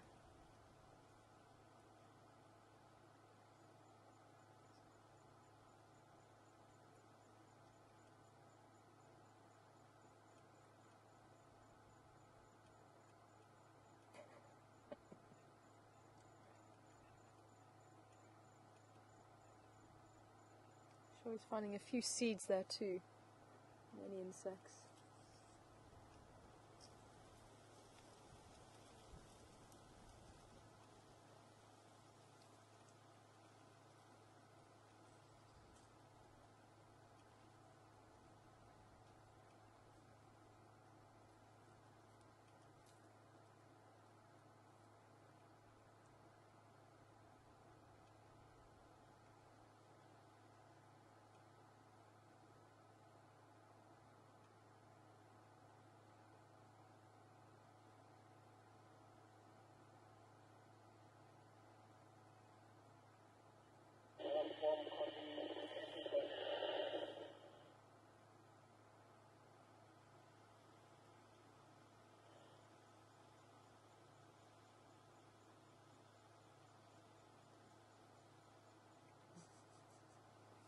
I must admit, they're so comical, these birds. Zazu. The yellow-billed hornbill. Now what they're actually doing, the reason why they're having a dust bath, and you'll find a lot of birds will do this towards the end of the afternoon before they go and roost, is because they have been foraging all day and they could possibly pick up mites and ticks and things like that as they go foraging. So to try and dislodge them before they go to bed, you'll see them taking a dust bath. And you'll see the francolins also taking dust baths, and guinea fowl. And a lot of the birds that move around on the ground searching for insects and seeds. And this is a small family, so eventually the chicks are going to be told to move away and find their own food.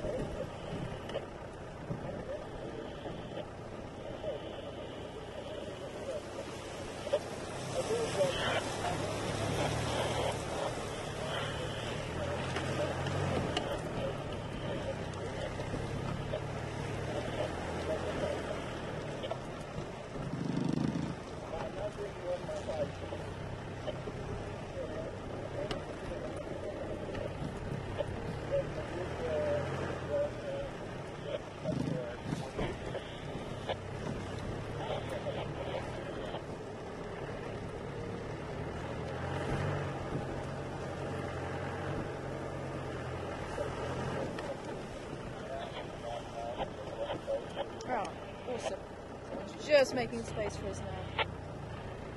Copy, I'm close by. Am I able to pull in?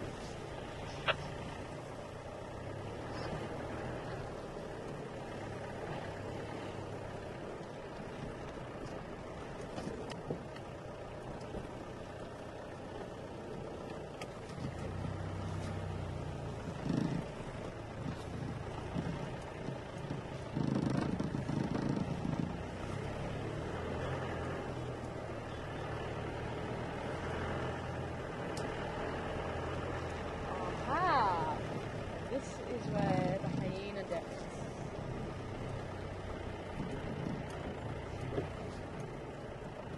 Let's see if the hyenas are awake.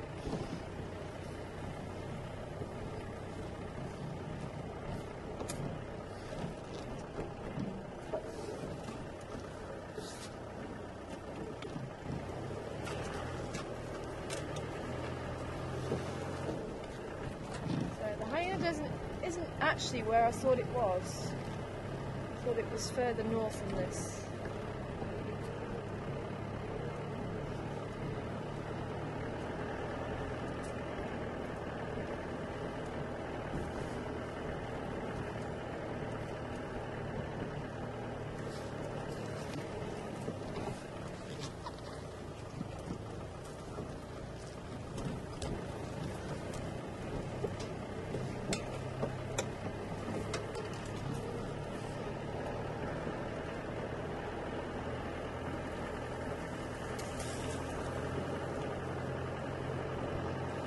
I'd love to see if our female with the 2 notches in her right ear are actually at this den, as it looked like it was the communal den. Here we go. Oh, can you go the other side? So it's difficult for me to actually, I've not been here before.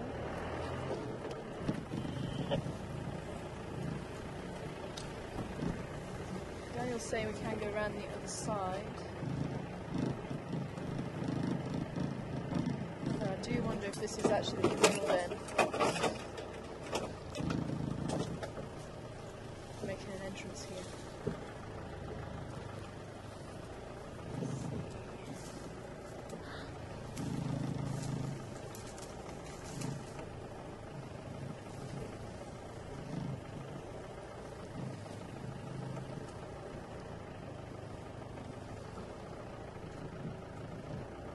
See one. Oh, there's a pup. Can you see the little pup? I don't know if we're going to be able to see through the bush. Let me just stand here because it looks like it's coming up to the den quite possibly. There it is. It's very dark. That's possibly about 3 months old. It's tiny.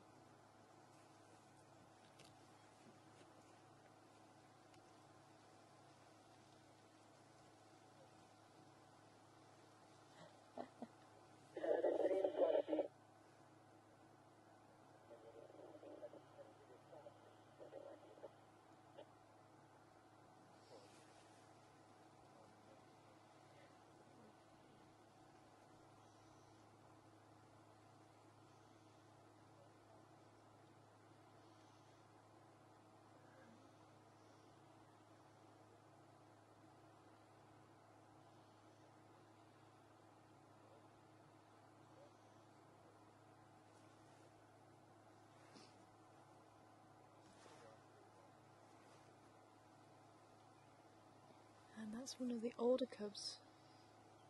Still see it's very hairy, quite small.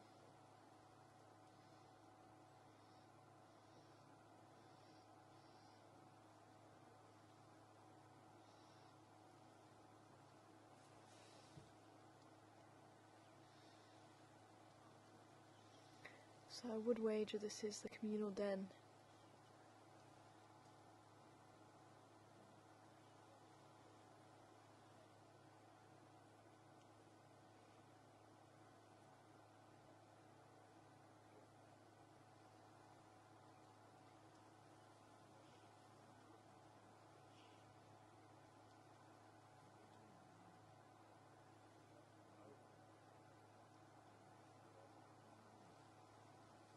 There goes Pup.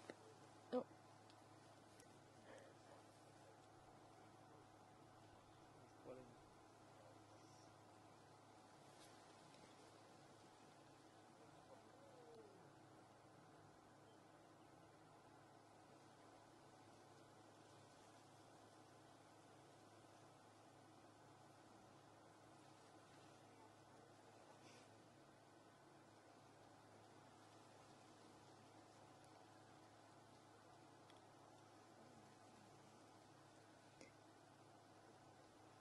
Unfortunately, I'm not going to be able to pull forward as yet. I think that's where the rest. Oh, here comes Pup again.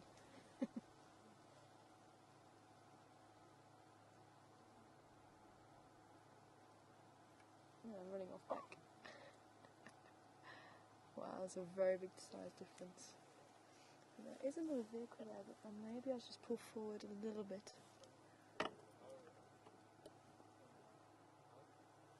can see there is a female there.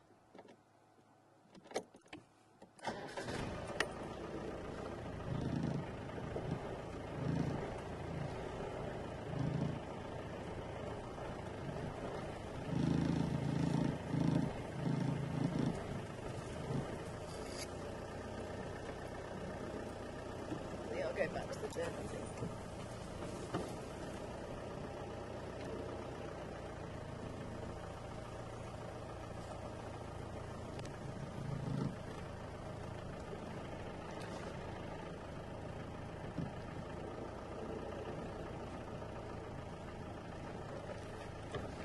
you see that little one through there? Just about.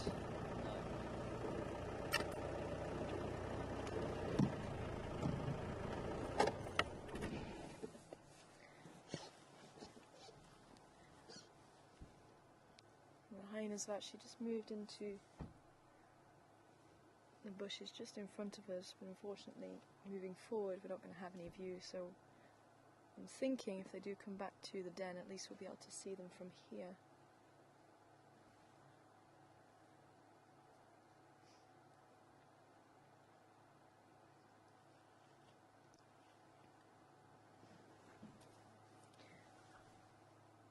Now you may have been used to seeing two cubs with the last female that we followed, a female with two notches in her right ear. You may have noticed it looks like there may only be one of those little cubs this time. And siblicide is actually very high amongst hyenas, especially hyenas that are female, if there's two females that are born. I'm just going to see what this vehicle's doing in front of us.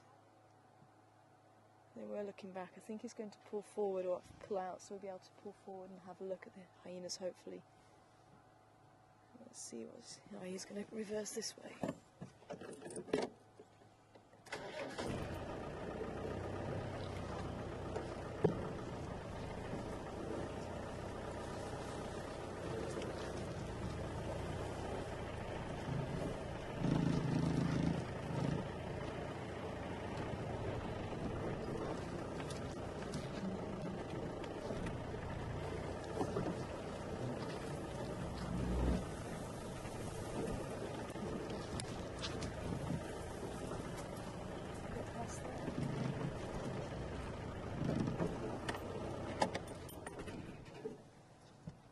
There is another little one there. You zoom in on the hole with the branch there. Hello. Thank you. Hello. They're all grouping together. Oh, they're all just there. Oh, fantastic.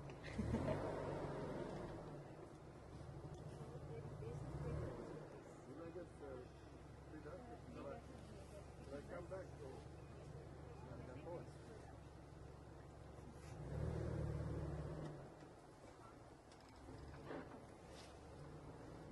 You okay? Can you get through? Is that okay? Yes, Alex. No, yourself. Yes, I'm pulling out.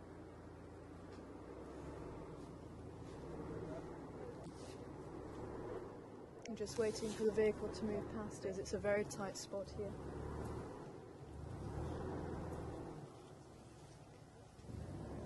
Hopefully we'll be able to pull forward. They say they're all grouping just up at the front there. So,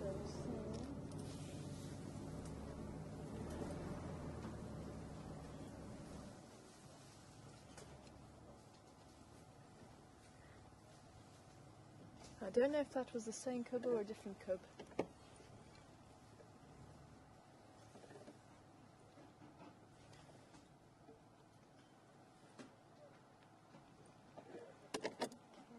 Let's move forward now.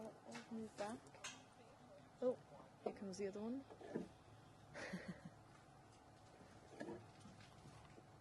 And here comes Pup. Okay, I think that's possibly Mum then. Oh, they're all coming back to the den now.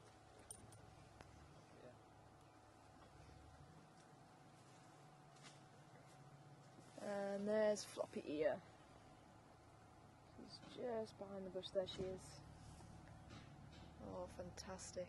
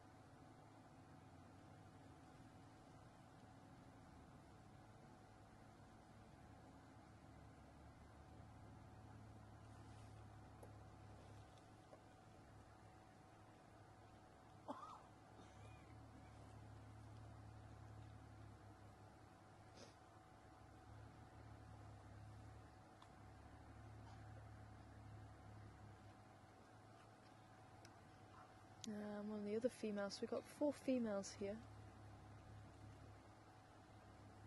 I didn't see one with 2 notches in her right ear. The herds are going to be quite a bit larger than the 2 that you've got on your screen now. Her cubs, and they're probably heading out by themselves now. Foraging, they should be old enough now. Now these 2 may follow. They usually start following the adults out on foraging excursions, usually about 6 or 7 months, so they could just be on that cusp, so they may or may not follow, they may stay behind. And to me they do look about 5 or 6 months old, so they may just be a little bit young. We'll see. And as I say, it does depend on the individuals, so that's why it's very difficult to say exactly at the age that they will do certain things. Depends on the individual. You may get an individual that's bolder than another, so you may see them going off a little bit earlier than other individuals, but it looks like these 2 are going to follow.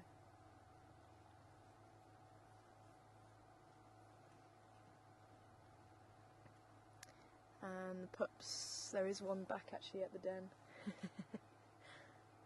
And the pups will be left behind, and the mothers will come back and feed them with milk. And they do have quite a long weaning period, usually of about a year. Generally food isn't normally taken back to the den site.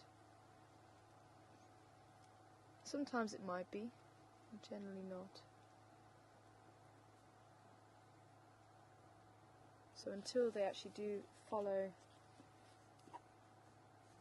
their mother on excursions out to forage, they may not have tasted meat until they're 4, 5, even 6 months old. But there's lucky few that maybe sometimes meat is brought back. They can start eating meat about 2.5 months of age. There's quite a number of holes, and there's actually quite a little hole just to the right of the hole that we're looking at. I think it's going to be covered by the bush. Oh, there's the pups coming out again. It's having a sneaky look at us.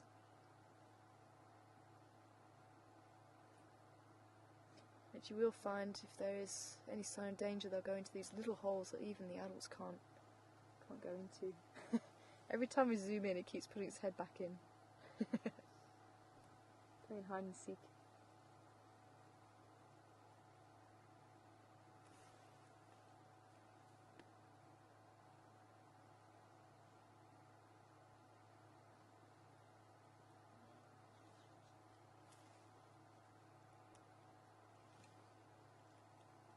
Some more hyenas behind us.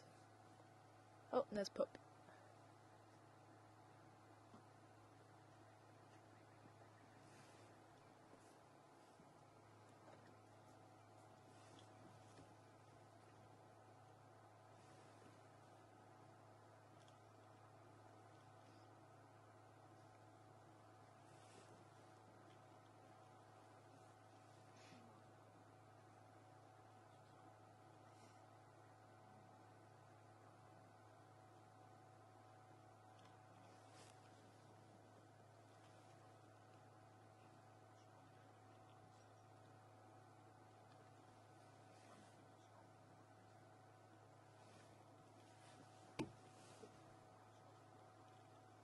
Yeah, I think I'm going to see if we can turn around. I don't disturb everyone too much.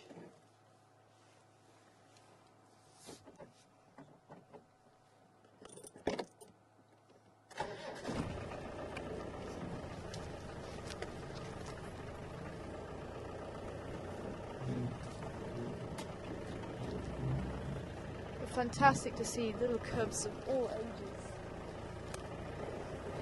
And they only start really getting their spots once they're about 4 months old. So you can see those little pups are very dark in colour, and you can't see their spots at all. I think they're around 3 months. And just the size of them as well, very, very small. Probably about this big, that little black one that we saw. Whereas the 5-6 months old, they're probably about this sort of size, maybe a little bit like that, this sort of size, and standing maybe about that tall. The little black one about that big. No, about that big.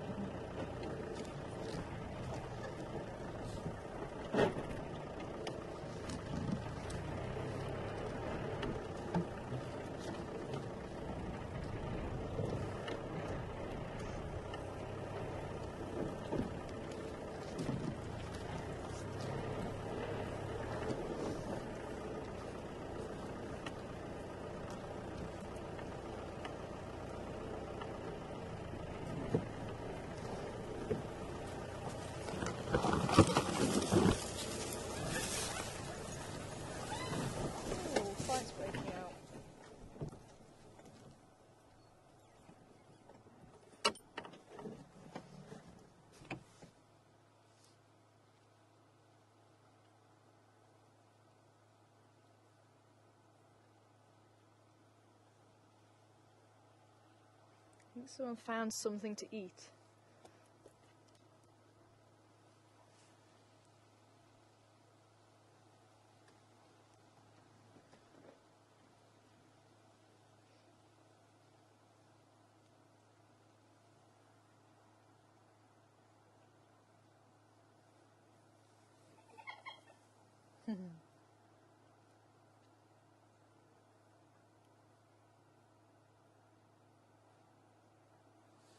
Now this is the matriarch of the clan, Floppy Ear. And I wonder if it's her cub that she's pulling into line.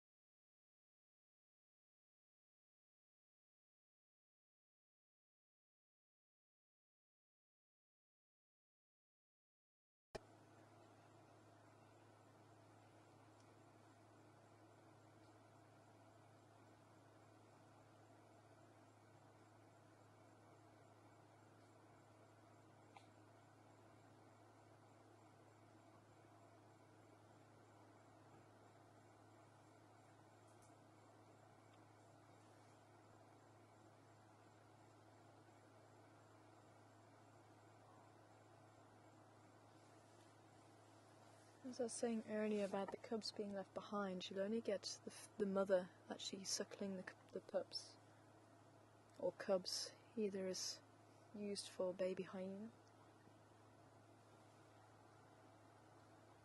So you don't get the allo suckling like there is with lions. Each mother nurses her own.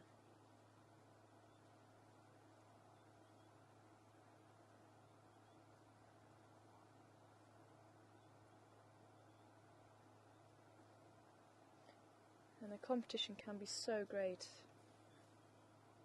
especially amongst the youngsters. And you'll find one dominates the other from birth. And if it's two females, she may, the more dominant female, may passively kill the subordinate female by not allowing her access to the teats with enough milk.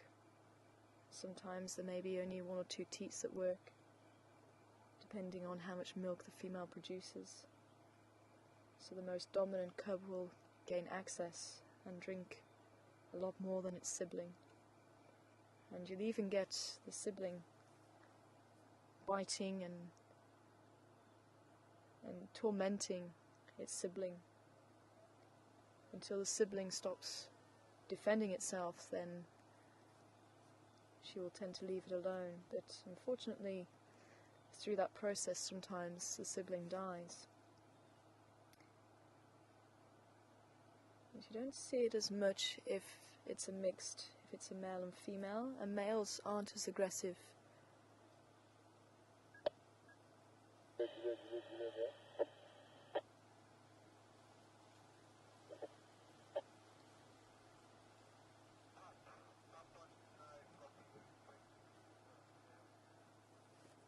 Hi pup, good afternoon to you. Wanting to know if Floppy is pregnant. She actually has given birth, and I think her cub is actually the one that's on screen now, because she was looking heavily pregnant last time we saw her. And it could be that she gave birth to a female, or two females, and it could be one has died, so we're only seeing one cub.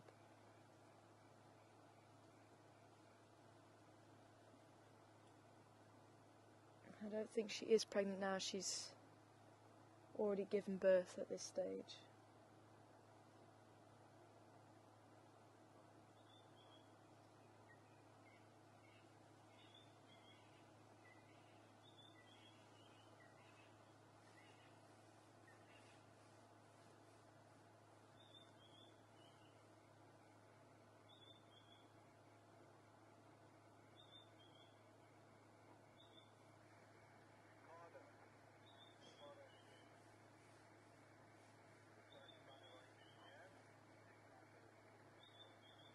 Hi Ricardo.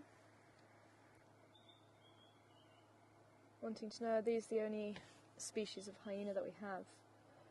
We may have the brown hyena, but you don't see it very often. And that's the one that you may think looks a bit taller. But these are the largest species.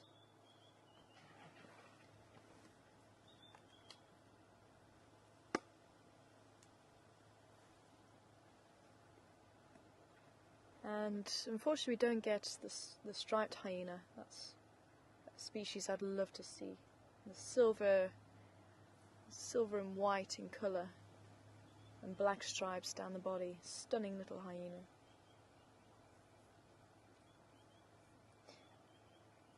I say I'm trying to work out the relationship whose cubs the little dark cubs are.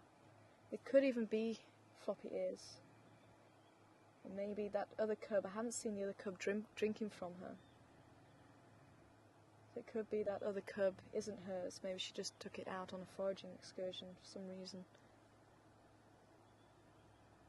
It'd be quite interesting to see where they all suckle from.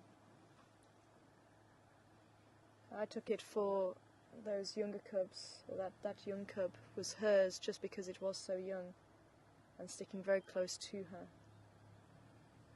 And it would be about the right age for when we last saw Floppy Ear, when she was looking very pregnant. But obviously she's got a lot of milk still.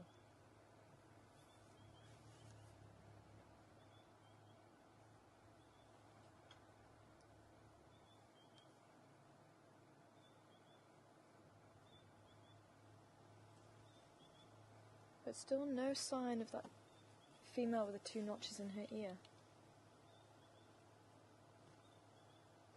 And if you remember, she actually kept those cubs back in a den all on her own. Now usually after about 2 months, the female will give birth by herself in a separate den and then move the cubs over once they're about 2 months old. But that other female still had the cubs separate right up until about 5 or 6 months.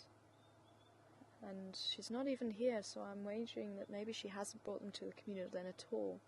Maybe she's a very low-ranking female. Maybe she was a first-time mother. Maybe it was a combination.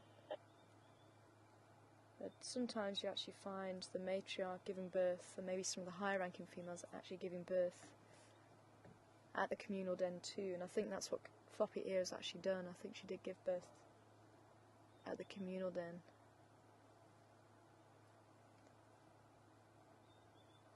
But it's so hard to say for sure unless you actually see the activities. So I'm not ruling out that those little dark cubs are hers, although the timing would be very different, would be very off, because we saw her around October, September I think, looking very heavily pregnant. But maybe we just saw her maybe even a month or so before she gave birth. Maybe she was just looking very heavily pregnant. But we never saw her any time between then and now, so we can't really say for sure exactly when her cubs were born.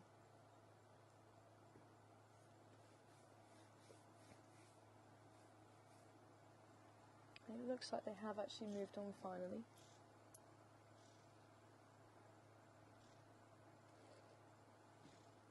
I think maybe let's also move out and see if we can catch up with them, maybe out on the road. See if they're going to go and find a scent of a leopard for us.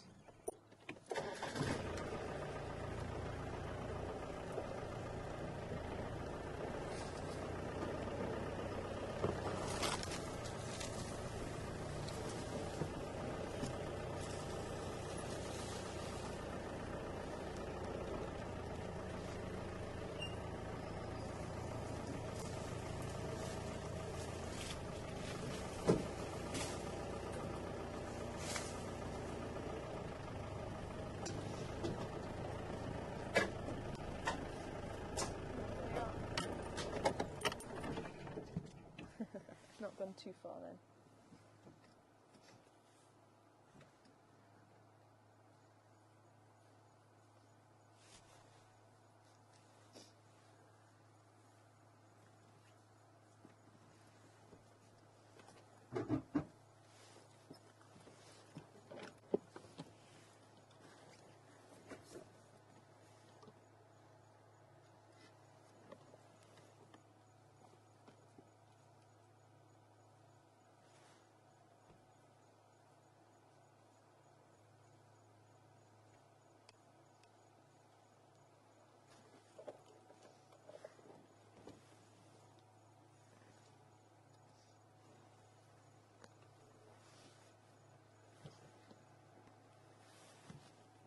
And you move off into the bush. So they are all moving off into the bush. Okay, I think we're going to move out. I think they have moved off into the bush now. Let's see if they are going to move towards the road.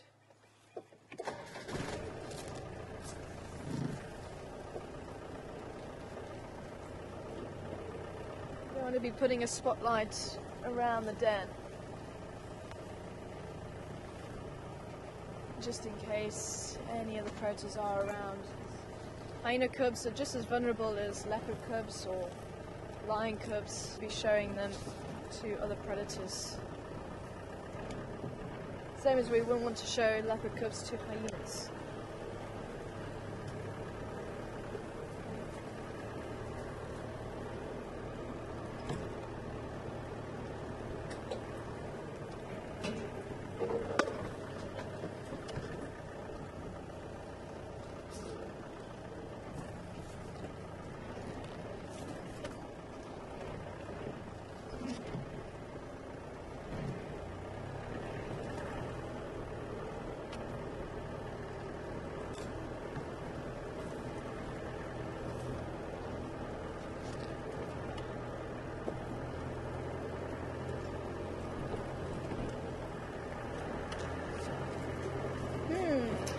So we shall have to see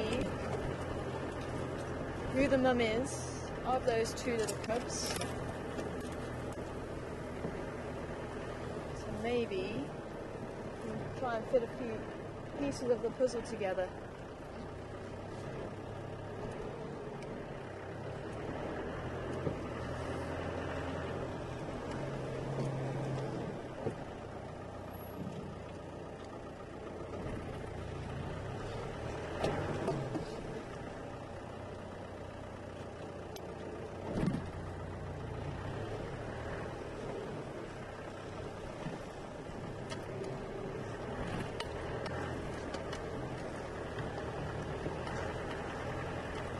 And as the dusk falls over Juma Game Reserve, you never know, we might find ourselves a porcupine or an aardvark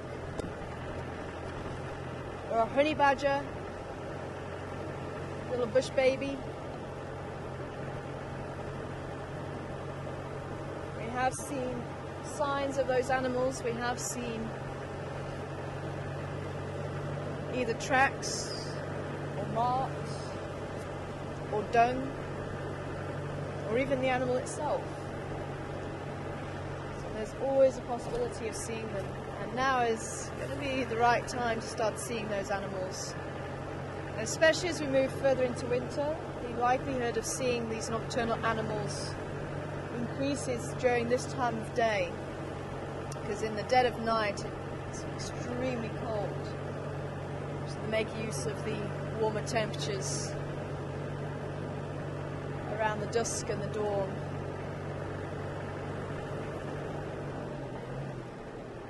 I was hoping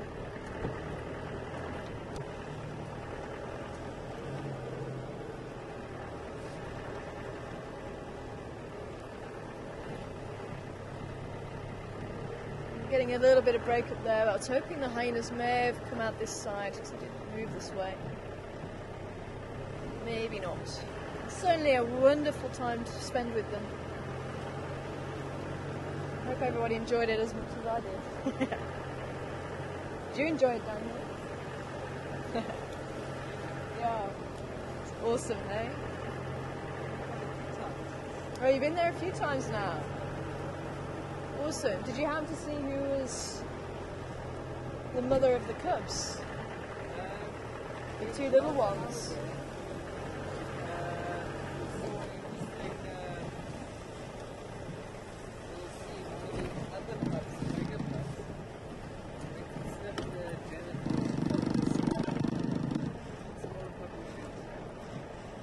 That's quite interesting. Okay. And just in case you didn't hear Daniel, he's saying that one of the older pups went to one of the smaller pups and sniffed the genitals. Now, this is how we know that floppy ear is the matriarch, because a subordinate animal will go and sniff the genitals of the higher ranking animal.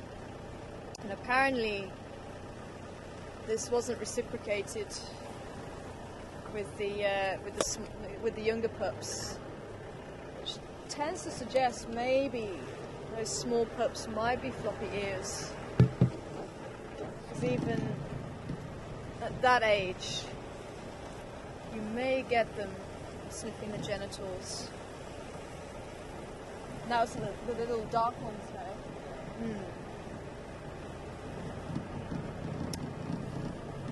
So it could well be.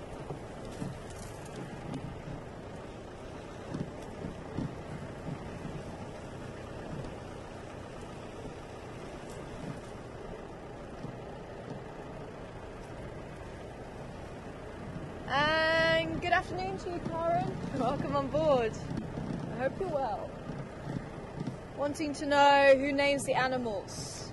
And it depends on the animals.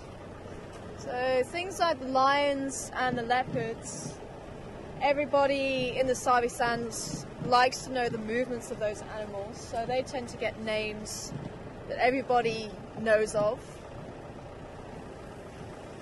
so that we can keep a track of who's moving in and out of the area and their history and things like that. and same as the elephants, they tend to get tears and things like that in the ears. And they tend to be named by the people that see them. So the Majingilans were seen by Greg, who was a guide out to one of the other lodges, which is Cheetah Plains now. So he got to name the Majingilans. Whoever sees, if they're cubs, whoever sees the cubs tends to have the privilege of naming cubs after about a year, because cub mortality is so high usually. So they tend to only get names after about a year. Other animals like the hippos and the buffalo, the other guides don't really follow, so we've tended to name them, the we family. The viewers. Oh, looks like the elephants had some time.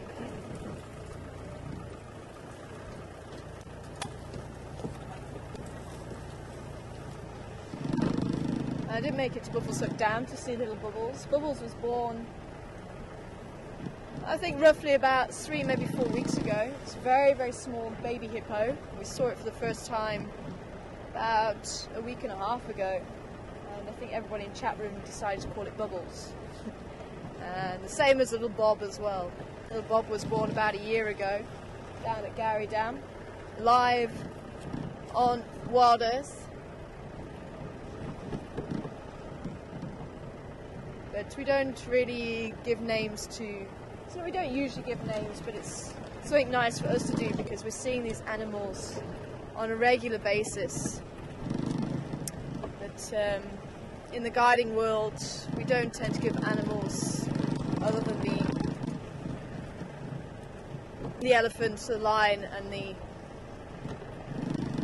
leopard. You might occasionally get the rhinos. So I think the rhino, everyone knows the shorthorn male rhino as Shorthorn because he does have a short horn and he's the territorial bull in the area. So it's quite nice to know.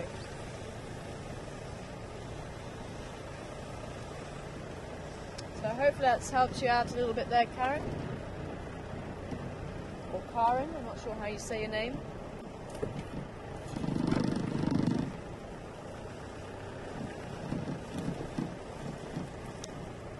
For anybody who may have missed the drive times, they are actually changing. So to try and give you the best opportunity of seeing the animals,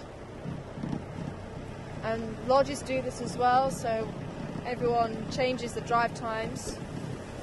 And in winter time, we go out a little bit later, so 6:30 until 9:30 in the morning. And in the afternoon we go out a little bit earlier than what we have been doing, 3 o'clock till 6 o'clock in the afternoon.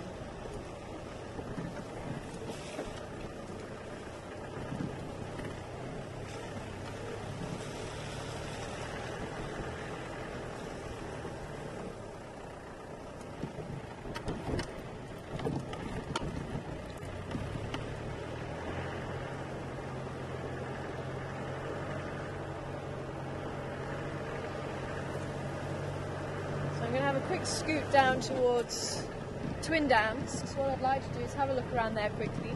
I've been seeing porcupine tracks and quills down there. Maybe pop up around Treehouse Dam and then head back towards the quarantine area, Gowrie Dam, just to see if Yambilu Yordan has come out. Let's see if we have some luck with him now that the sun is setting.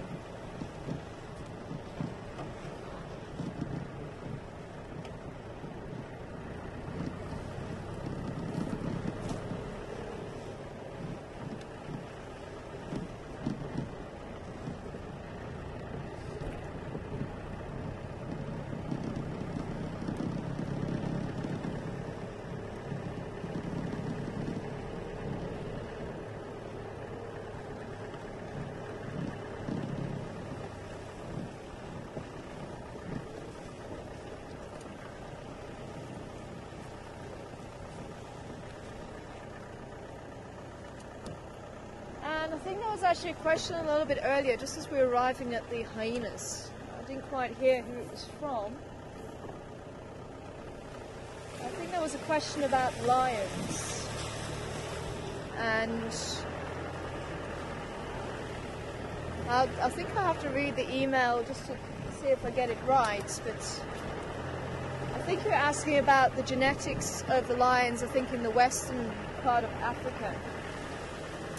And I think there has been some new research done. I was reading it just before I went on leave. I briefly looked over it, so I'll do a little bit more research on it.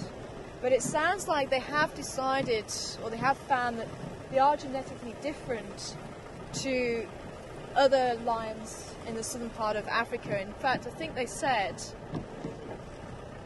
that they are closer related to the Asiatic lion, if I can remember rightly. But I'll see if I can actually just find that study again, because I briefly looked over it before I went on leave. So if you are able to join me tomorrow afternoon on Drive, I'll see if I can get some more information about that for you.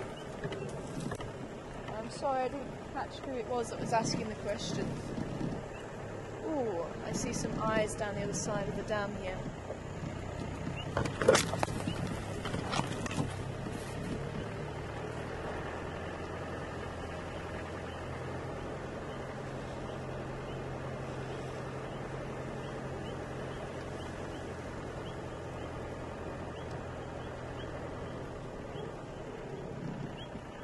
Ah, it's a hippo. I see hippo eyes.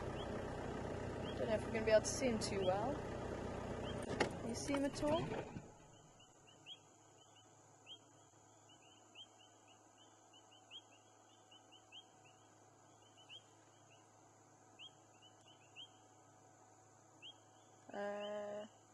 It's just to the left of the reeds there. Just to the left. Where am I? Oh, there he is. I'm just trying to keep the light low just so we're not shining right into his eyes.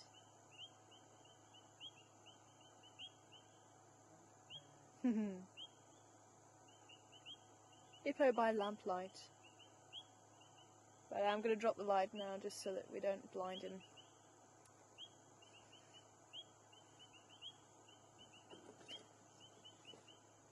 It's a shame he's not going to come out to eat. This is hippo's time. Hippos tend to leave the water at this time of day.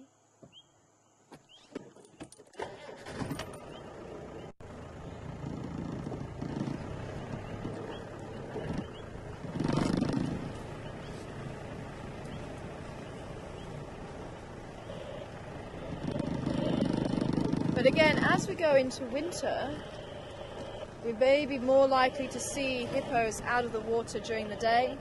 Sometimes even in the middle of winter, you may even see them out during midday, 1 o'clock,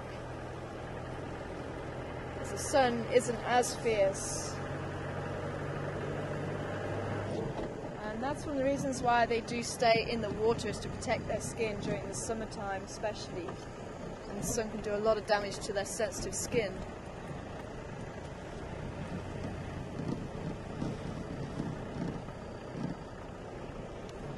Goes a scrub hare, not sticking around for us.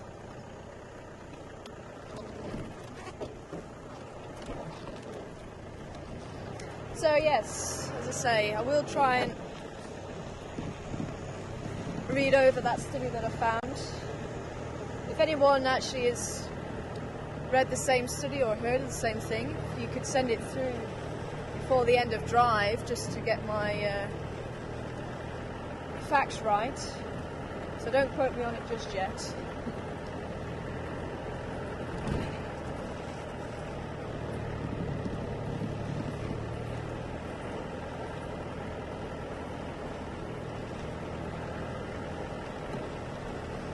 I will see if I can give you some more information about it tomorrow if it doesn't come through today.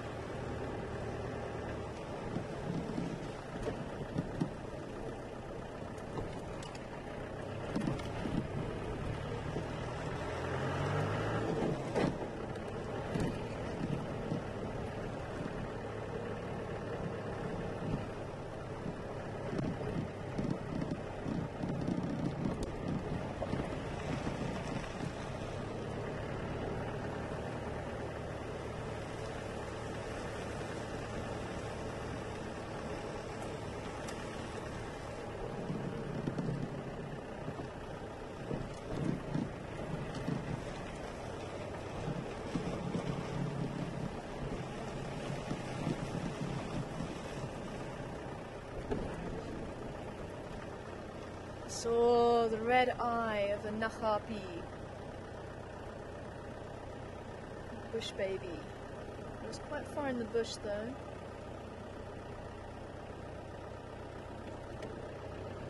think he must have jumped away already.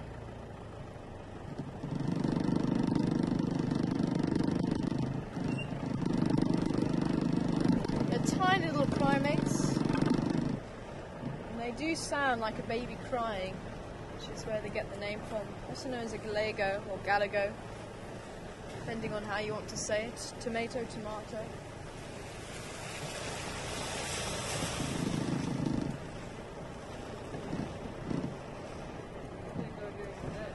They sleep during the day.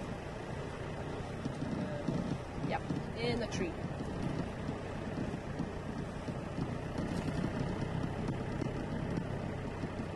So they are highly nocturnal. You don't tend to see them out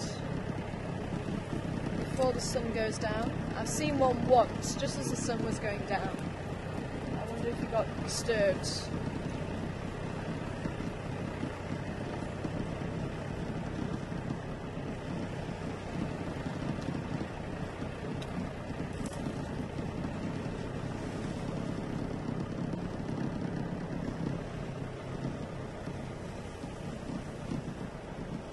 Hi Raisa, hi again.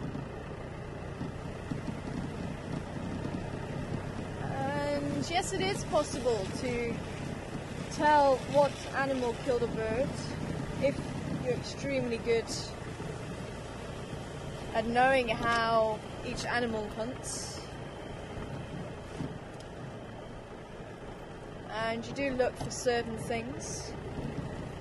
And it's all part of becoming quite an expert tracker and understanding the bush and understanding what would eat certain species.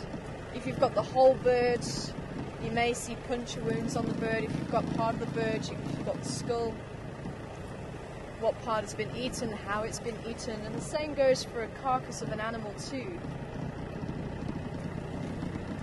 So you can actually, if you can see the puncture wounds, that'll help, and where the puncture wounds are.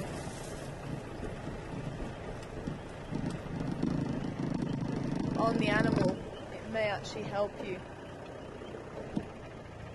Go this way. Actually no, let's go this way, because this is where we did see the aardvark tracks. You never know. The aardvark might still be in the area.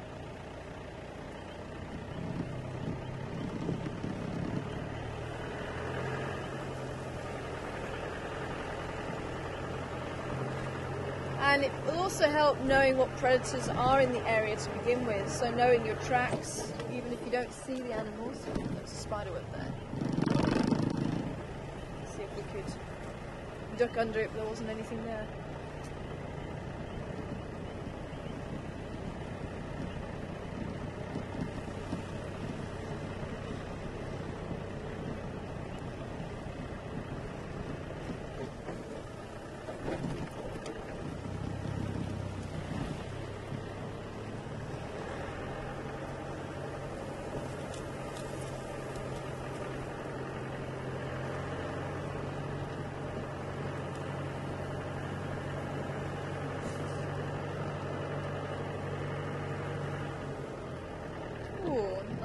Nice fresh dung there. Maybe some more elephants around.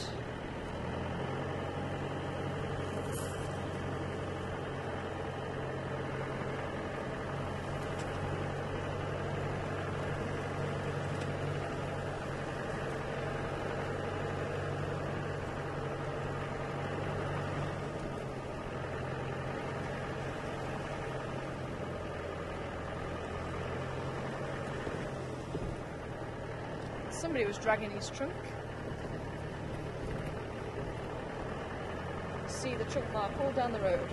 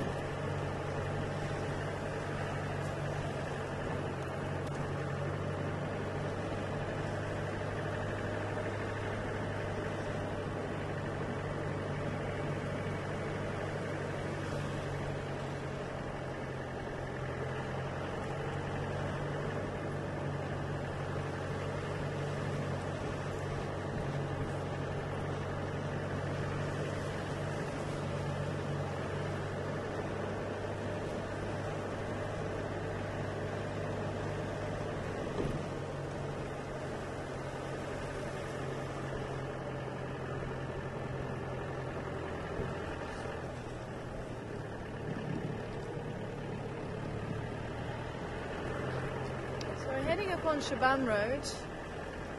No sign of an aardvark, sadly. But you never know.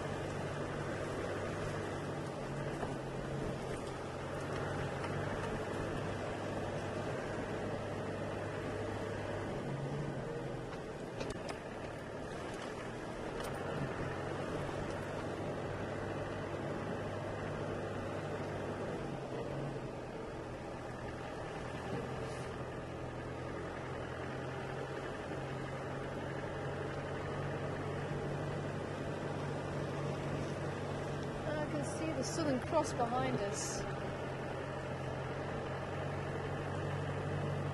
Probably the most famous of the southern constellations. We might be able to get it on camera. I managed to get Orion on camera the other night. Sorry? I know, I was talking to everybody.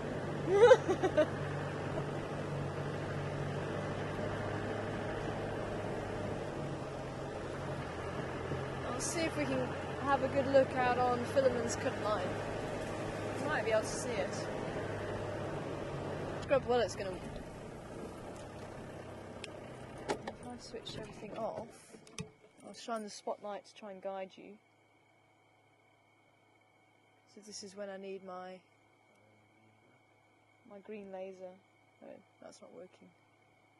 Just above the tree, basically, if you go straight up from the tree. Yeah, actually you can see the two little stars twinkling away. That's actually the pointers. There. That's it. Awesome. So actually, just if we can keep that at the moment, I'm hoping that it's coming out on the screen. You've got the two very bright stars in the centre of the screen, at the bottom of the screen. And those are the 2 pointers, Alpha and Beta Centauri. And the bottom one actually contains 3 stars. And the closest one, Proxima Centauri, is the closest one to us. It's about 2.2 light years away. And then just above it you'll see, hopefully, just above those 2 pointers, the cross shape. And that's the Southern Cross. But you can only see 4 out of the 5 stars, but maybe if we can zoom in we might be able to see the 5th one. So it's kind of there. Don't know if that's going to make any difference. Nope. So it's in the centre of the screen now. The 4 brightest stars are making up the cross, and then the 5th one, you may just be able to see it on the top of the long side of the kite, if that makes any sense whatsoever.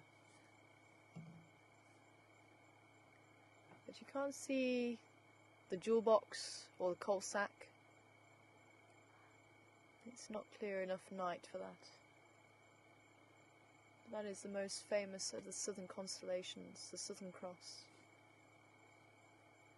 And the 2 pointers help to find south with the cross.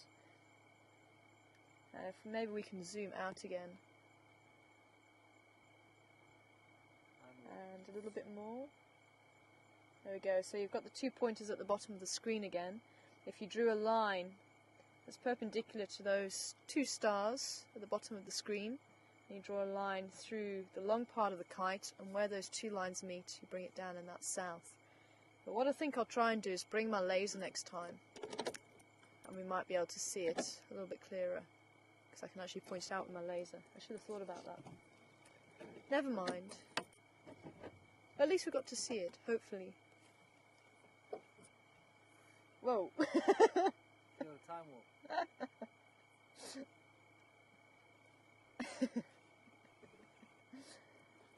Starship Enterprise now.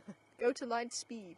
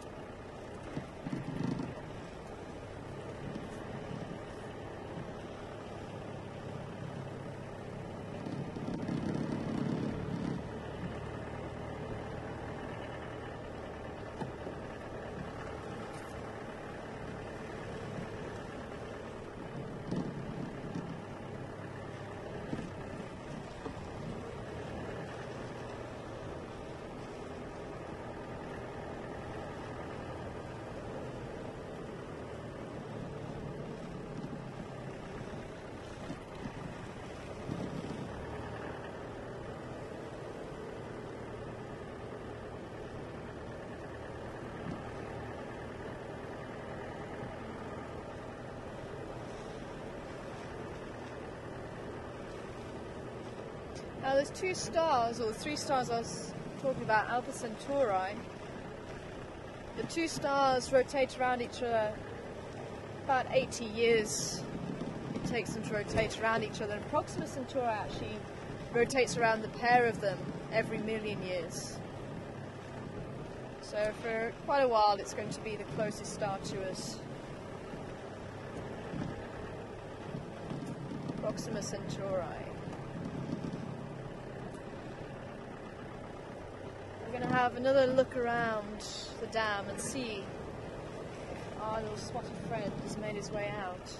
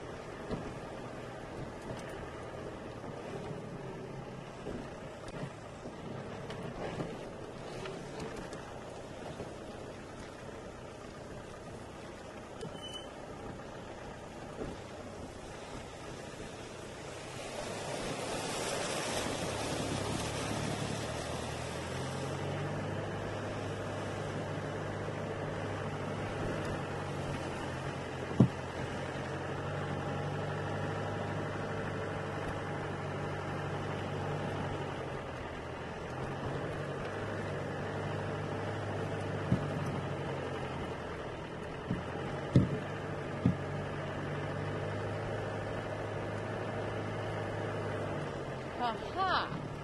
You know what? I've just remembered, I think I do have my laser. Okay, let's see if we can have a look around the dam. If not, failing that, we'll have another look at the Southern Cross, because I have actually remembered I've got my laser with me. It might make it easier to see. It's always worth a try, then we'll know for next time.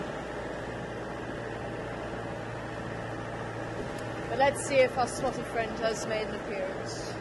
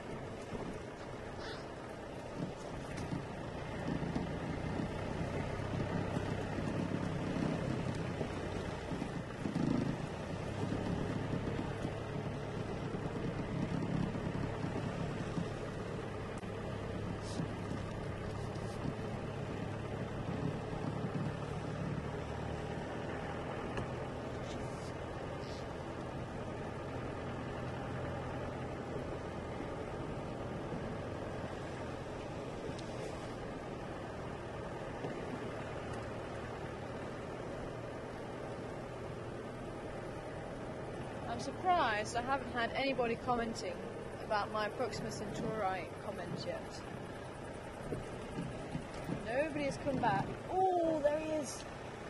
Oh, he is there. But I think he is actually hunting.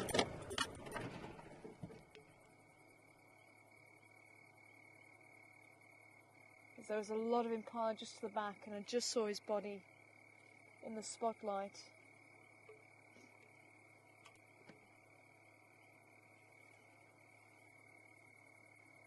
It was certainly a leopard. I didn't see who it was though.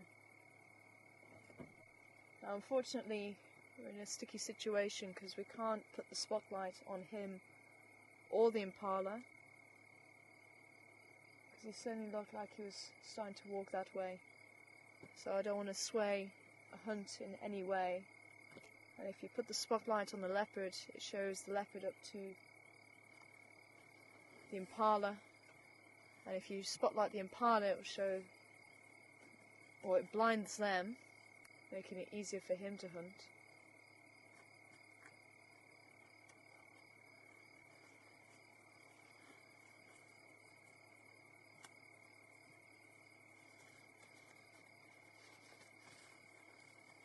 And unfortunately, it will show them up extremely well to him.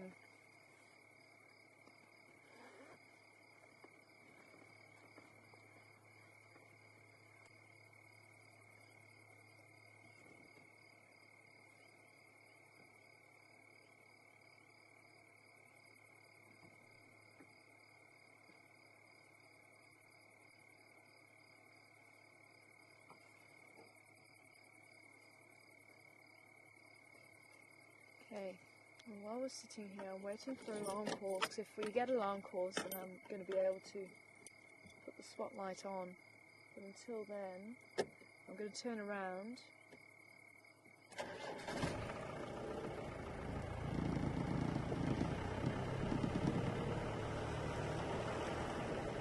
Just saying that, I think we're probably going to be better coming down the other side.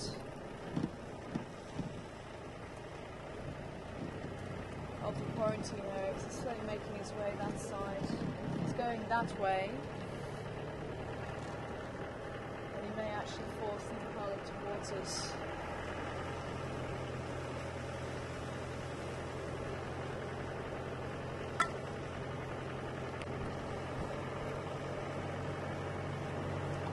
Just past where I saw him now.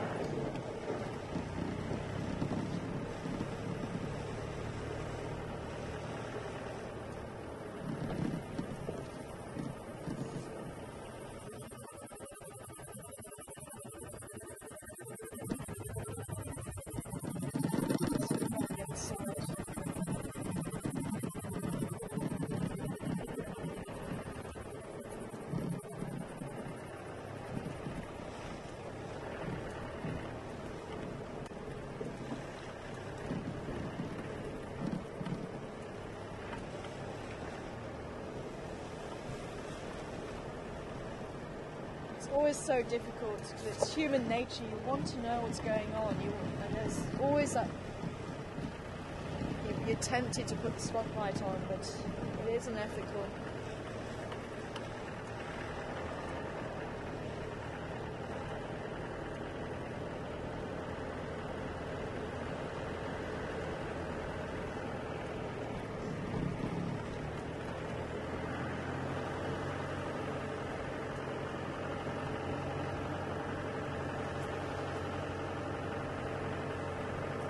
And the trouble is, it may be quite a long time before he actually tries to make the kill. It could be another hour yet.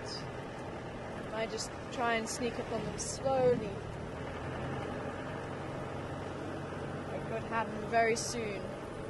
We're going around the other side because the way he's walking, I think he's going to be pushing the Impala this side, so I'm hoping if something does happen, then we'll be in the right spot for it.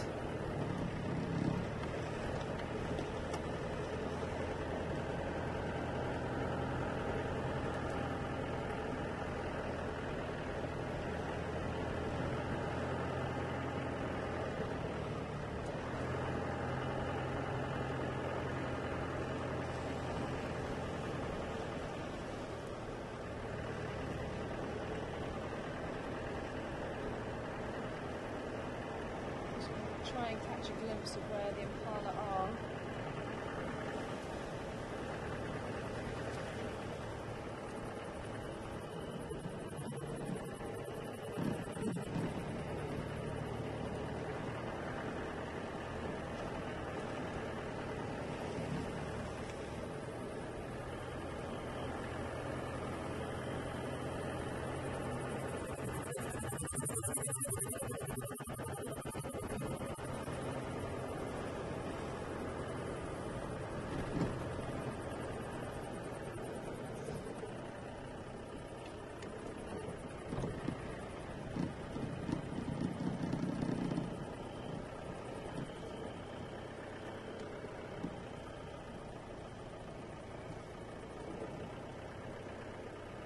The majority are, but there are some just behind us too.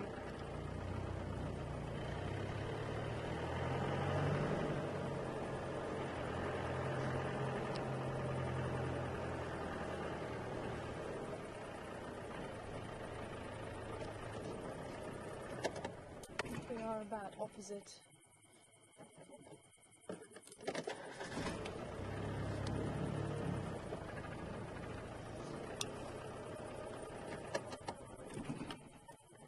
For those of you wanting to know where we are on quarantine, the quarantine open area. As I say, I did catch a quick glimpse. Oh. That's just the sound of the male Impala rutting.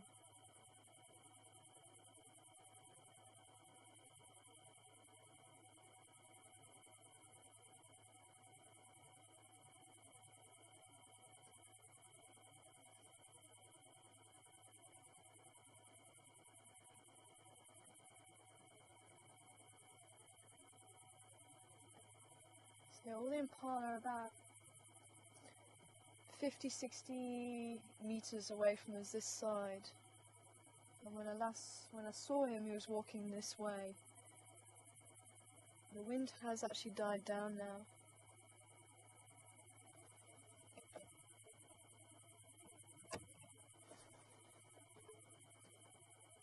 There's not too much wind going on.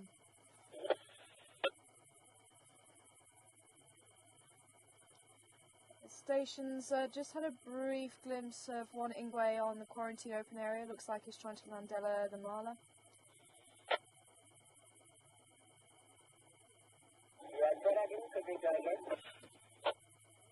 I had a brief visual of one Ingwe on quarantine open area on the eastern side. He looks like he's trying to Landella some Marla, so I'm just waiting to see what happens.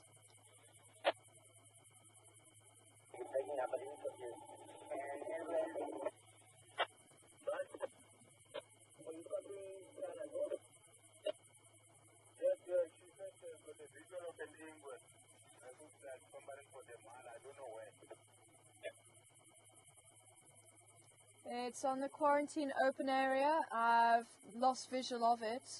He's on the open area.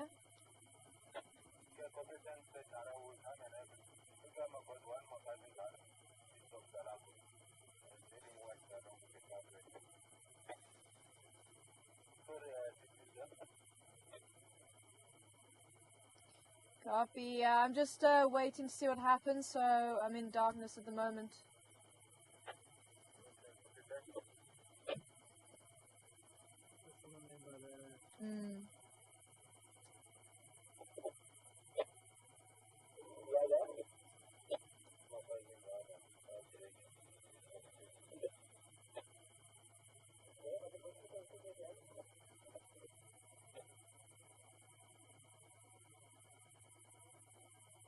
So it is so tempting just to put the spotlight on and try and see where he is again, but if we did that, then we could just ruin the chances of this leopard actually hunting. So I think we'll give it a few more minutes and see if we do get any alarm calls or any other sounds that may give away the fact that the leopard's caught something. And maybe what we can do while we're waiting is maybe see if we can have a look at the Southern Cross and see if the beam will work. It's just up there. Wow, that laser is awesome. I'm hoping it may be picked up on the screen.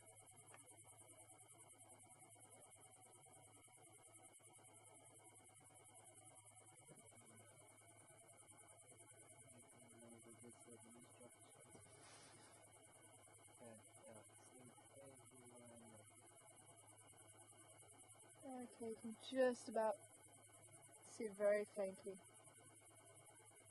I think it's just going to be a little bit too faint to really work.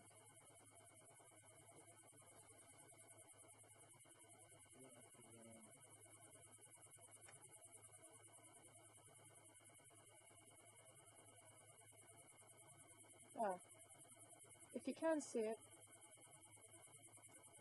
Very steady.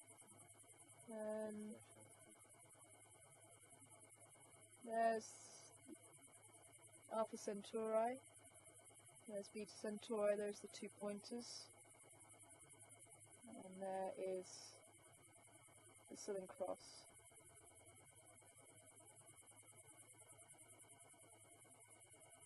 And just quickly show you how to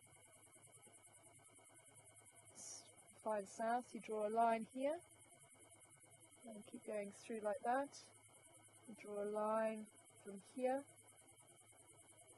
up there, and where those two meet, you bring it down, and that points to south. The line from the middle of the 2 pointers. Yeah. Straight up, perpendicular, at a right angle. Yeah. So there you go. I'm not hearing any sounds.